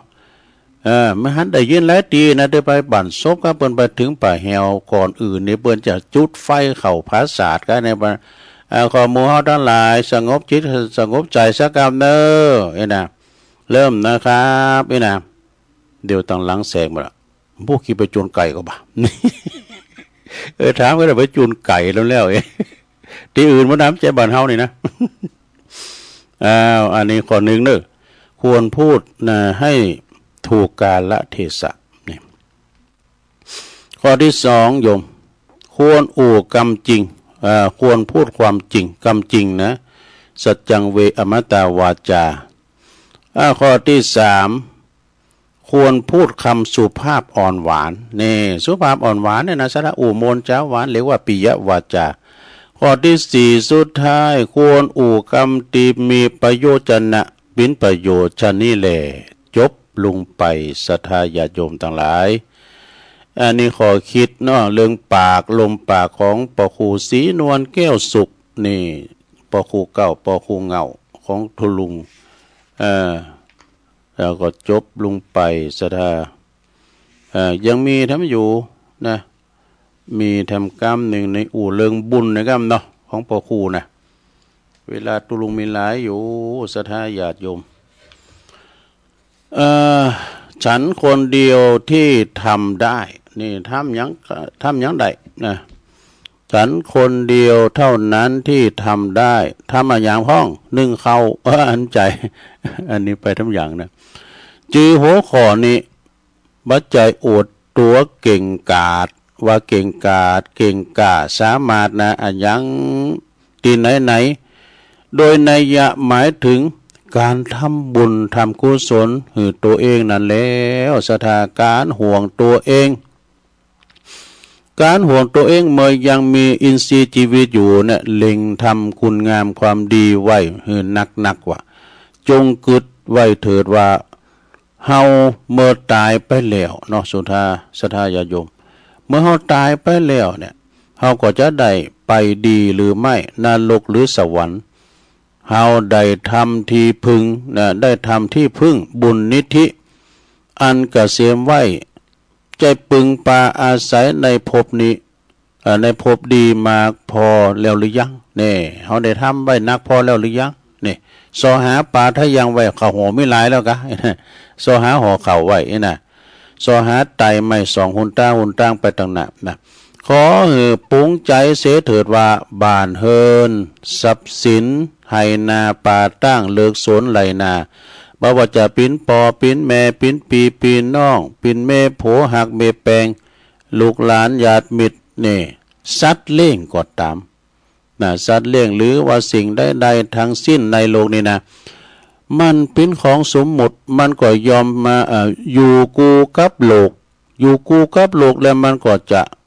ตกเป็นมรดกของคุณลุนหลังของคนอื่นหรือว่าเป็นของแผ่นดินต่อไปเนี่ยศรัทธาญาโยมมันจะอยู่ด้วยเอาไปโดยไม่ได้สักอย่างนี้ตายไปปุ๊บเนี่ยบ้านจองหอเฮินเปงเป็นแสนเป็นล้านเขาก็มึงเฮาอยู่นอนหามนอนรุงกันลางสุดท้ายก็มาส่งกันที่เนี่ยนะตึกตีป่าจ้าลูกก่อมไปโดยเฮาเมก่อมไปโดยเฮาอยู่ลุงวาน่ะ เอามาคนเดียวก็ไปคนเดียวน่ะสิ่งที่ปิ้นเหมือนเงาติดตามตัวเฮาไปในภพหน้าชาติหน้านั้นก็คือคงมีแต่บุญและก็กับบาปนี่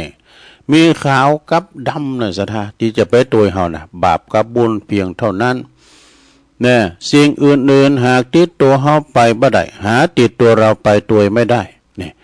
และอย่าหวังนะอย่าหวังว่า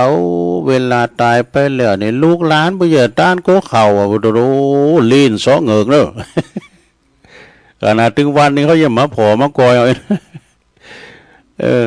ต้องทำด้วยมือของตัวเองเนี่ยปุณวานะเมื่อเฮาตายไปแล้วญาติหรือว่าอยู่ข้างหลังเขาจะทำบุญอุทิศไปหรือไม่เปิ้นว่าเขาอาจจะลืมเฮาหรือว่าบ่สนใจหรือว่าจะขี้เหนียวหรือว่าขี้จินะตายแล้วก็แล้วไปตานอยู่อย่าเลยบ่ได้ทำนี่เฮาก็จะต้องทนอดแห้งอดแล้งต่อไป ดังนั้นการทำบุญทำกุศลนี่กับไม้กับมือของตนเองเนี่ยนะสดาโอ้ตียังมีชีวิตอยู่ปิ้นเนี่ยเขาทำกับไม้กับมือตียังปิ้นนี่นะมันเป็นว่ามันเจ๋งแท้แน่นอนวะนะมันแน่นอนเขาภูมิอกภูมิใจเขาอะตีแต่ทำกับมือเฮาเนี่ยทำบุญกับมือเฮาทำกับตูเจ้าที่ไหน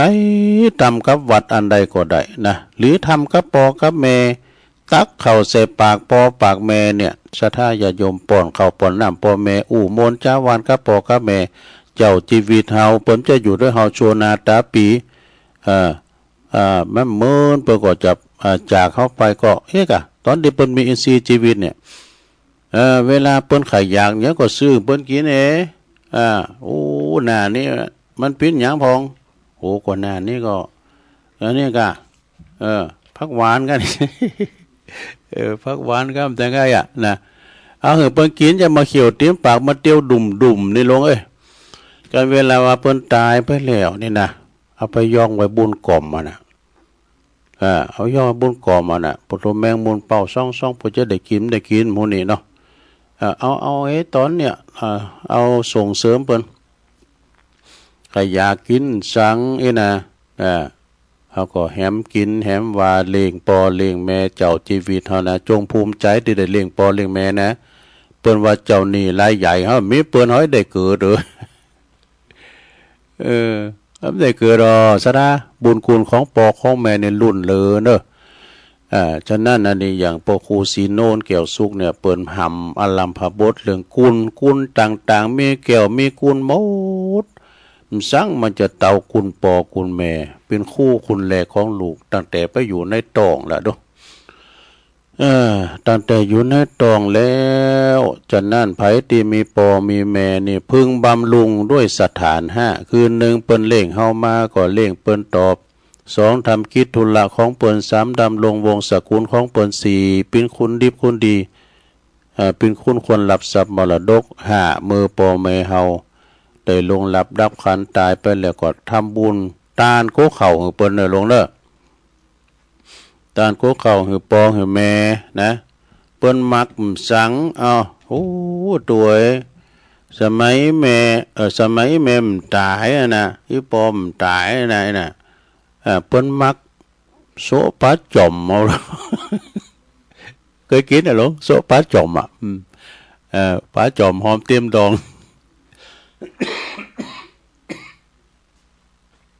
จะนั่นก็จะไปลืมเด้อสดาเด้อนิมิตตังสาธุลูปานังกตัญญูกตเวทิตาคือว่าความกตัญญูกตเวทีอันนี้เป็นนิมิตหมายของความเป็นคุณดีเด้อพระจะดีจะเลี้ยวจะดีจะชั่วคือพอที่นี่แม่พระจะว่าพอวันโอ้อันนี้มันเตะบ่ต่อดีดีซึ่งดีเหรียญคูบอลดีน่ะดีเหล่านั้นเป็นดีไปนอกแต่ดีไปในน่ะจะต้องมีความกตัญญูนะหูคุณปอคุณแม่คุณปิตามารดาคุณครูบาอาจารย์เนี่ยบางคนในเปิ้นก็ตานน่ะมันกินมันต้านโกเข่าแต่เนอต้านขันเข่าหือปองหือแม่แต่บางคนเนี่ยก็3 ปี4แรงบ่หันมาต้านสักตือลำยังจะมากลับมาจูเฮาเด้อขนาดว่าเฮายังเลี้ยงเจ้าตีกูเปียเนาะเลี้ยงเจ้าตีกูเปียก็เก็บลำไยแล้วก็โมงแล้วก็เลี้ยงเจ้าตีกูเปียตึงเจ้าตีแต่ตึงเจ้าตีโหดำ มันถึงมีหนูนอสดาเนาะเฮียฉะนั้นก็จะไปดีลืมเด้อพระคุณของพ่อของแม่โอ้ขอบคุณพ่อครูอาจารย์เด้อที่เปิ้นสูงมาเนาะแล้วในมีแถมหน่อยนะนี่มันหยังเนี่ยอันนี้ฉันคนเดียวที่ทำได้เนาะอันนี้ปิ้นสังอุอากาสะนี่ก็คือหัวใจเศรษฐีกันเนี่ยนะหัวใจเศรษฐีวิธีดับทุกข์เพราะความจนพระพุทธองค์ได้ตรัสไว้ว่าทุกคนพ้นทุกข์ต้องอาศัยความขยันหมั่นเป็นพยายามมุมานะอดทนนักเอาเบาสู่บ่ย่อท้อต่ออุปสรรคนานาใดๆมาคัดขวางบ่พลังพลึงนี่นะไม่พลั้นพลึงต่อความห่อนความหิวความกระหายใดๆทั้งสิ้นท่านนี่ก็อาศัยโดยอาศัยธรรมะ4ประการก็คืออุอากาสะนี่ลายแทง4คำนี่นะจะได้ว่าเป็นหัวใจเศรษฐีเด้อที่พระพุทธเจ้าเปิ้นทรงประทานแก่ทีฆะชานุโดยมีคำอธิบายไว้โดยย่อว่าอุนี่มาจากหยังอุนี่ก็ย่อมาจากอุทานสัมปทานี่แปลว่าคนการถึงพร้อมโดยการความขยันหมั่นเป็นในการประกอบสัมมาอาชีพสุจริตก็คือบ่ขี้ข้านนี่บ่ขี้ข้านบ่แต่ว่าถาว่าหนาวอยู่กับบาเจ้าอยู่กับบาเอ้ยมันร้อนไปแล้วนะแรงไปแล้วก็คำมันได้สักคำวะนะข้อ2อันนี้หมายถึงอย่างย่อมาจากอาลักขะสัมปทาก็แปลว่าการถึงพร้อมโดยการรักษาทรัพย์สมบัติหามาได้บ่ได้ให้มันสูญหายหรือว่าเป็นอันตรายหมดไปโดยทางที่บ่เป็นประโยชน์นี่ได้เงินได้ค่ามาแล้วเก็บออมรอมริดไว้จะไปกินง่ายจ่ายโอยลงอันนั้นน่ะย่างให้พองพอบ่ลงอันนั้นน่ะพอพองหยังตุกว่านั้นนะกาวันที่1ที่2นะกาที่1ที่16นะสุมาเนี่ยต่อไปกะนี่ย่อมาจากกัลยาณมิตรกัลยาณมิตรตานี่แปลว่ามีเปินดีเป็นคุณดีมีศีลธรรมนะตีหนาครบที่บ่มีศีลธรรมนี่ก็บ่หนาครบแน่เนาะสุดท้ายหลงสะนี่หรอสะนี่ก็ย่อมาจากสัมมชีวิตาก็แปลว่าการมีความเป็นอยู่ที่เหมาะสมพอดีเสมอตุนเสมอไปการเลี้ยงชีวิตตามสมควรที่หามาได้โดยบ่ฝืดเครื่องหนักนะแล้วก็บ่ฟุ่มเฟือยหนักลำไปนี่ขอศึกษาทำความเข้าใจท่องแท้แล้วนำไปเป็นการประพฤติปฏิบัติอย่างจริงจังอย่างสม่ำเสมอยอมจะบ่อดอยากจน อย่างแน่นอนขอแต่เพียงว่าอย่าท้ออย่าเลิกงานอย่าเลิกงานเท่านั้นก็พอจบสาธยาโยมขอบคุณพระครูศรีนวลแก้วสุขนำสิ่งดีๆสู่ท่านผู้ฟังโดยตุลุงได้เอามาเผยแผ่ให้ศรัทธาได้ฟังนี่พินขอคิดพระครูทางนั่นศรัทธาญาติโยมทั้งหลายเนี่ยตุลุงจะได้ประกาศข่าวสารงานบุญกันเนาะประกาศข่าวสารงานบุญก่อนศรัทธาญาติโยมก็วันพุธวันฮือในเราศรัทธาที่วัดสันเหมิงนะวัดของพระอาจารย์เน้นหลักปัญโยนันท์ตำบลหนองหล่องวัดสันเหมิงในตำบลหนองหล่องเพิ่นจะมีงานทรงน้ำพระธาตุโชคทวีศรีสันเหมิงนะวันที่31มีนาแล้วก็1เมษายนที่วัดสันเหมิงนะก็คือเพิ่นจะตอนแรงวันที่31นั้นเพิ่นจะเริ่มทำพิธีครูบาอาจารย์มาหลาย10ตุนเพิ่นจะมีการเจริญพระพุทธมนต์เสกซ่อมย่อมยกนะจะมีการสวดมนต์ตันแล้วก็ฟังเทศน์ฟังธรรมทั้ง3ผูกปฐมสมโพธิกาถาธรรมจักกะปะละมีปัญจันแต่ละผูกนี่เป็น10ชั่วโมงบนนะสระหมายความว่าโตลุงก็แล้วก็เข้าดาวธรรมโตลุงแล้วก็จะมีสวดเบิกแถม1วันนะจากพระสงฆ์จากปัตปาตาเจ้าสลีจอมทองเสียจากหางก็โกนเขาติบไขตาพระเจ้าแถมเอกาสธาจนไปถึงวันที่1เมษายนก็หมายความว่าจะมีการทำบุญตักบาตรแล้วก็โหวัดโหว่าก็จะเข้ามาเนาะตลอดวันสถานไปฟังนำฟังซอกันที่วัดสันเหมิงในเมตตาธรรมพระอธิการอิทธิกรตุปีโยโย่ แล้วก็ตั้งคณะศรัทธาพระอาจารย์เน้นหลักเขาปอหลวงสมชายเพิ่มบุญมาผูดจุยตลอดถึงปกำนันวิวัฒน์ปัญโยยอดปรามติปจานเขาปรามติบที่วัดสันเหมิงเนาะวันที่13เมษายนเปิดจะมีการสืบชะตาประจำปี68ที่วัดป่าอัมพวันกรปเปิดจะมีสืบชะตาหลวงโดยทรงน้ำพระธาตุโดยวันที่13วันสังขารหลวงพอดีตามกุปีนะที่วัดกรปในเมตตาธรรมพระครูวิสิทธิ์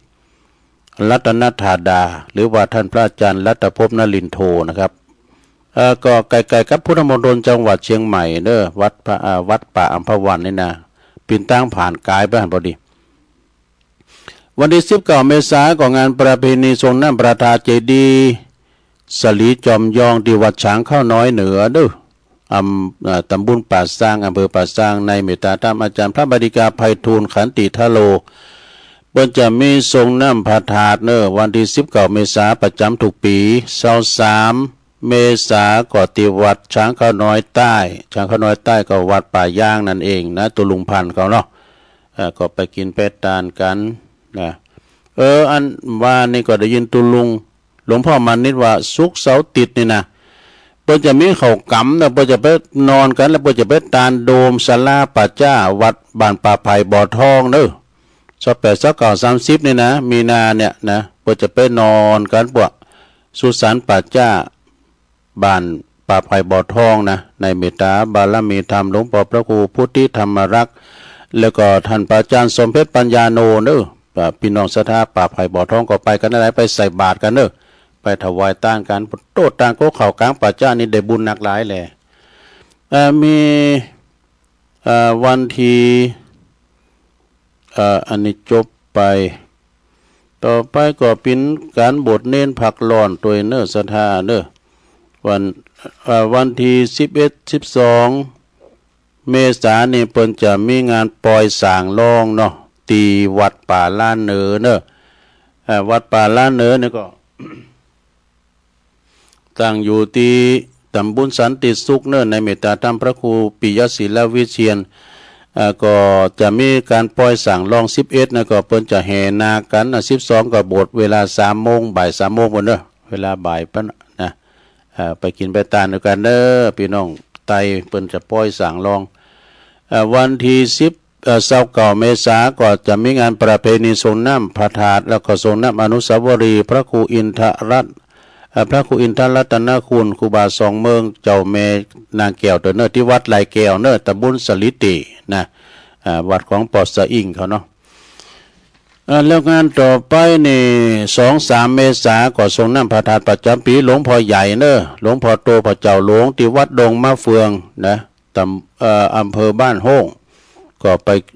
รวมทำบุญกันเนอตุลุงเมฆฝากประกาศมาเนาะแล้วก็งานต่อไป1-6 เมษายนนี่ก็จะมีงานโบสถ์ที่วัดศรีทรายโมนกู่ไล่มือเด้อตำบลยางครามในเมตตาพระครูสิทธิกิตยาพรนะเปิ้นจะมีงานโบสถ์มีอยู่15ก็ฮะ15ปอยกันเด้อที่วัดกู่ไล่มือศรีทรายโมนนะว่าโบสถ์วันที่1 เมษายนแล้วก็ซิกวันที่6 เมษายนทำซิกก็เฮนต่อได้นะเฮนฟรีโบสถ์ฟรีหมดละนะแล้วก็งานต่อไปวันที่12เนอที่วัดใหม่หนองหอยนี่เปิ้นจะมีงานประเพณีประจำปีไหว้สาปาลมีวันกตัญญูวันคล้ายวันมรณภาพของหลวงปู่ครูบาอินโทเนอเปิ้นจัดกุปีนะ12 เมษายนเด้อก็เป็นวันกตัญญูโฮงตาลก่อนนักก่อนหลายปอกาไม่ขายก่อนนักเนาะมีอีเก้งพอด้วยเนอที่วัดใหม่หนองหอยวันที่12 เมษายนนะไปกินไปตานกันเนอในเมตตาธรรมพระครูสังวรยติกิจปนันปันเขาเนาะวันที่15เนาะเดี๋ยวเอางานปล่อยบทเน้นก่อนเนาะวันที่31 มีนาแล้วก็1 เมษายนก็งานบทเน้นผักร้อนที่วัดโบสถ์น้ำดิบด้วยคณะสงฆ์ตำบลน้ำดิบอำเภอป่าสร้างในเมตตาธรรมเจ้าธิการพิเชษสิริพัทโทตุพิเศษเจ้าคณะตำบลแล้วก็ท่านพระครูวิโรจน์ชัยยาพรประธานหน่วยอปตปนโบสถ์กุปีในวันที่10ในวันที่31แล้วก็วันที่1 เมษายนนะที่โคงแก้วอารามวัดโบสถ์น้ำดิบตำบลน้ำดิบอำเภอป่าสร้างโบสถ์กันจัดลายเด้อ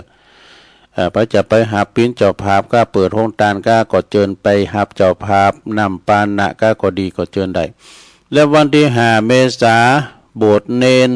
ตีศูนย์ปฏิบัติธรรมอำเภอดอยหล่ออันนี้มี50 ตุนกับ5 เมษายนเนอะช่วงตอนบ่ายก็เนี่ยเนาะพระอาจารย์ไปทูลมหาลาโภเนอะประธานศูนย์นะหลวงพ่อไปเป็นอุปชาเนอะที่วัดที่ศูนย์ปฏิบัติธรรมอำเภอดอยหล่อแล้วก็งานวัดมณฑาทิพย์บนจะมีวันที่15เนอะวันพยาวันเนอะวัดเหล่ามณฑาทิพย์บนจะมีการตั้งประเพณีใหม่ปีนี้เป็นปีแรกเด้อให้มีเพลซอบนเนอะพี่น้องด้านละอ้างก็จะมาแสดงพี่น้องไตแถมอีนะเนาะเพื่อจะแห่กันนะวันอังคารที่15 เมษายนถ้าว่าพิธีสงฆ์นี่5 โมงแรงเด้อแต่ว่าเพิ่นจะมีงานตั้งแต่กินข้าวง่ายแล้วไปเด้อปากันไปเด้อในเมตตาธรรมพระอาจารย์ดำรงกิติปัญโยเด้ออันนี้ก็ตุปิหลวงสมปานเจ้าวัดเพิ่นนะ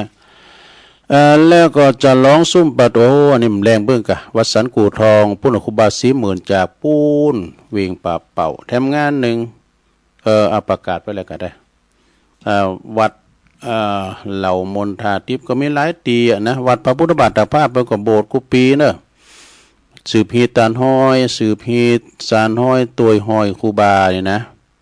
วัดพระพุทธบาทภาพความจริงก็มีหลายตีอันนี้ก็ว่าไปตามนั้นเนาะงานบุญงานโบสถ์มีหลายตีหลายต่าง10 เมษายนรู้ที่วัดสุวรรณวิหารเนอะวัดสุวรรณวิหารว่าวัดแม่อาวไว้นะเพิ่นว่านะบ้านแม่อาวนี่เปิ้นก็จะมีประเพณีทรงน้ำพระธาตุเจดีย์แล้วก็กูอาทิของครูบาท่านพระครูเวรุวรรณพิทักษ์อาจารย์เขินคำเด้อณที่วัดสุวรรณวิหารบ้านแม่อาวกิจกรรมนี่ไปมีแข่งขันเปตองโดยเนอนะแล้วก็ไปลุ้นรางวัลมัจฉาพาโชคโดยลำวงย้อนยุคอาปาเก้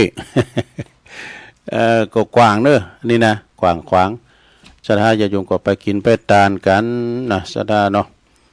วัดสุวรรณวิหารนี่ก็วัดของเจ้าคณะตำบลนะตุปีบินนี่เปิดเป็นเจ้าคณะตำบลหรอเดี๋ยวตุลุงจะตักตังลายกันเนอะค ขุนแผนสกายหนึ่งท่านประธานที่เคารพเนอะแล้วก็คนดอยนกยูงโอ้ไหวสาบารมีธรรมหลวงพ่อเนอะสันติเจติยากรวัดเกตกาลามเนอะหลวงพ่อเพิ่นฟังนะเพิ่นฟังตลอดแล้วครูบาอาจารย์ก่อนหนักเด้อเพิ่นฟังนะรายการเมื่อเจ้าเพิ่นลุกเจ้าตื่นเจ้ากันนะยันอสมนี่ยันอสมนี่ก็ฟังอยู่วัดเหล่ามนทาทิพย์เนอะอันนี้ก็ฟังอยู่เนอะชมรมสกาย77โดยแม่หลวงสายฝนจันทร์กุลณบ้านหนองผาขาวพี่น้องหลายปิงยายไข่แก้วโอ้อันนี้พี่เนอะเพิ่นอยู่บ้านเสิงตำบลบ้านแป้นเนอะยายไข่แก้วนี่ครับไวสาตุลุงยองยายไข่แก้วฟังอยู่เนอะเจ้าโอ้ขอบคุณโลนะแม่ลงเนอะยงยุทธมณีวันอันนี้ฟังอยู่เนอะจากบ่อเหี้ยวลำปางนี่พี่น้องลำปางมาแล้วนะโอ้แม่สายพินกัลยาจังซอเนาะจังซอจากคืนของเฮานี่นะกับไวสาตุลุงเจ้าฟังอยู่เจ้าแม่แดงอัมพรจากเต็นดอกไม้จอมตองแม่หลวงสุมาลังกาพินอันนี้พี่น้องจากป่าหาเด้อตำบลเมืองจีตังตุ่นโจก้าไฟเป็นฟังกันหลายเด้อพดไปตังปูนนะปอบมาลิเขานะแม่ซ้ำรวยเขานี่ฟังกันอยู่กอแล้วก็หน่อยนานทหารเก่ามึนละแกลำโทรมานะ แม่เจียมจิตเขานี่เมืองจีใหม่ก็ดีแม่ครูลาวันเขาเนี่ยเพิ่นให้ฟังอยู่นะบุญส่งจากลำปางไหวสานะครับเนอแม่ชีกันทนีสายยะอันนี้จะเว้งป่าเป่าบนเนอปีอายใต้โหบรรจงกันทวงนำดิบเนอเนอเพิ่นก็ฟังอยู่นะโยมยุพินหอมอลาปีน้อยฟังจากฟ้าหินสัจจีนดีเนออีน่ะเนาะเอาก็ฟังกันอยู่เนาะโยมกนกพิชัยนาล้านนาพันห้วยงูในเนอจากเมืองฝางก็ฟังกันอยู่เนาะศรัทธาลุงเลินพรหมมาแบนป่าบ่อก็งามเนออันนี้สลาตอกสิน โอ้แกเก่าก็มาเอ้ยปหลวงสุเมธลังกาปหลวงสุเมธอินตะแก้วเนาะปหลวงสุเมธอินตะแก้วนี่เพิ่นอยู่สันกำแพงปุ่นนะขอบคุณเนอแล้วก็แม่ลงปั้นปัญญาอันนี้อยู่ตาโจกดอยหล่อเฮานี่แม่สลินทิพย์บุญเลิศลูกจากกทมก็ฟังกันอยู่ก็ขอขอบคุณเนอะ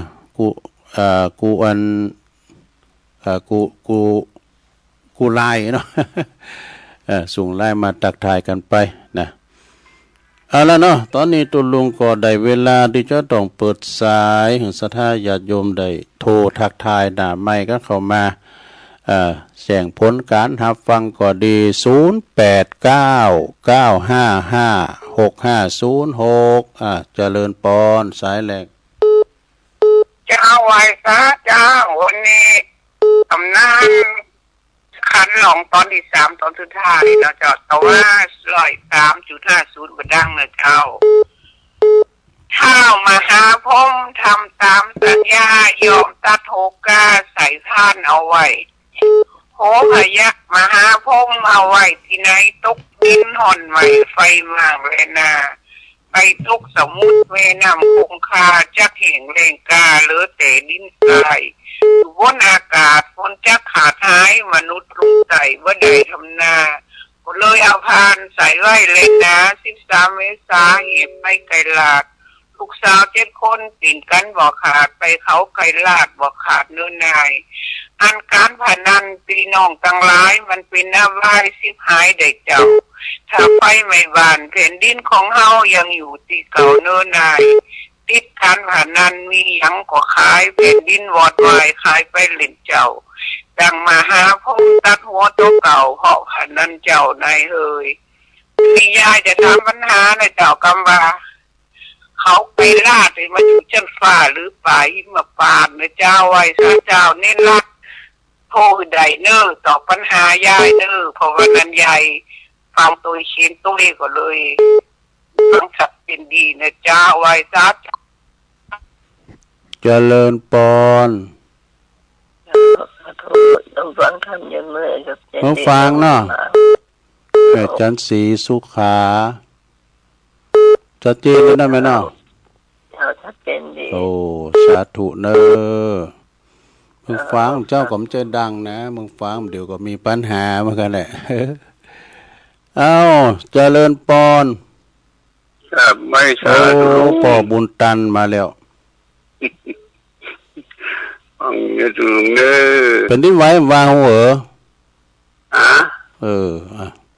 จบข่าวอ่ะชัดเจนนี่เนาะครับกำลังใจในท่านเนอสาธุป่อบุญตันป่าไร่ก็ลืมประกาศของโต๊ะเก่าไปกันเนาะวันที่1 เมษายนก็โบสถ์เนรหมู่กันเนอที่วัดพระธาตุดอยน้อยนะ31ก็โบสถ์หนักละที่1ก็โบสถ์เนรเนาะตอนบ่ายเนอเจริญปอนไปสาครับตุลุงที่ตามฟังเลยครับโอ้ปนานเนาะครับยังชัดเจนเลยฟังตั้งแต่ลืมเลย3 โมงมาครับชัดเจนในเนาะปอเนาะชัดเจนดียินดีเนอะฟังที่4 คำวิดีโอเลยตุลุง4 คำกำลังใจตุลุงครับขอตุลุงได้ยินดีชุดต่อไปเนอครับเนอไปดูว่าไปเวลาให้ตุลุงรักษาความดีนะครับเนอไปดูตุลุงตลอดอยู่ครับปอนนั้นประเสริฐเนอพี่น้องบ้านไก่นาน้อยนาแดงท่านมาหาเปิ้นไปแอวหากันเนอะ0899556506จบรายการตุลุงแล้วก็ฟังท่านพระอาจารย์นิพนธ์นะครับเด้อมาปุณวัดจันทร์เจริญปอนขอกราบไปฝ่าโอ้มาแล้วลื่อหลงเกิดรถเป็นวะเนี่ยวันนี้รถเป็นเลยบนจอดอยู่บนไหนคือว่าเด่นโคตรเด็กขืนน้อยกว่าตั้งดีเลยนะ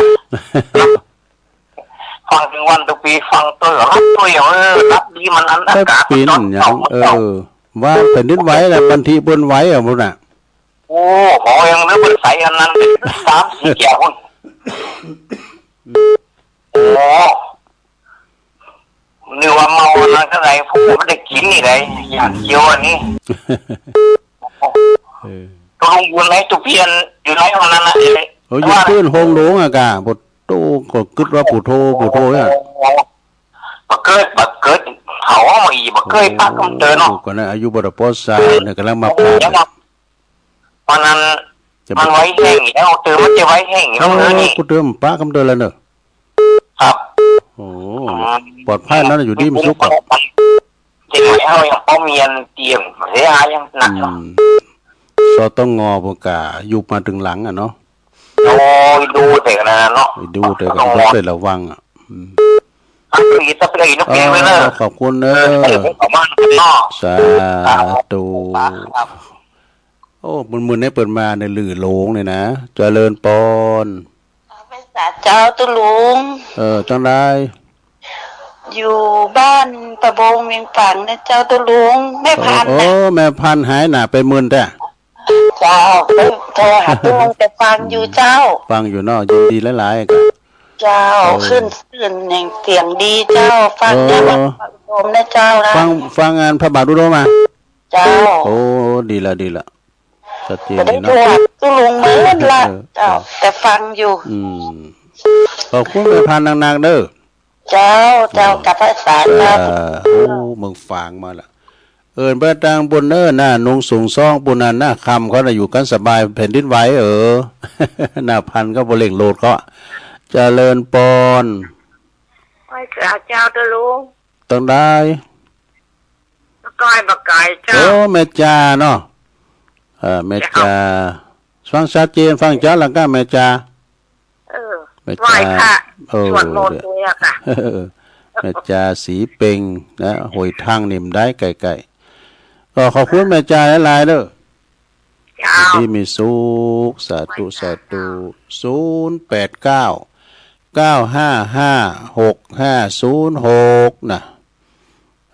ก็เดี๋ยวก็ฟังเสียงธรรมจากวัดจันทร์วันนี้วันเสาร์เนาะ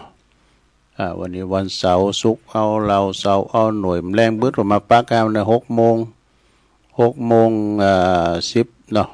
เอาละเนาะตอนนี้ก็ตุลุงจะได้นำรายการจากหน้าสถาไปก่อนอยู่ดีมีสุขกันเนอพัดหน้าปักกันแถมไม้โชคดีมีใจเหมือนกันกูก็กูคนส่งงานเนี่ยน้องเจเจเด้อน้องเจเจครับส่งไปเลยอยู่ดีมีสุขจัตตาโลธัมมาวาตันติอายุวันโนสุขังปะลัง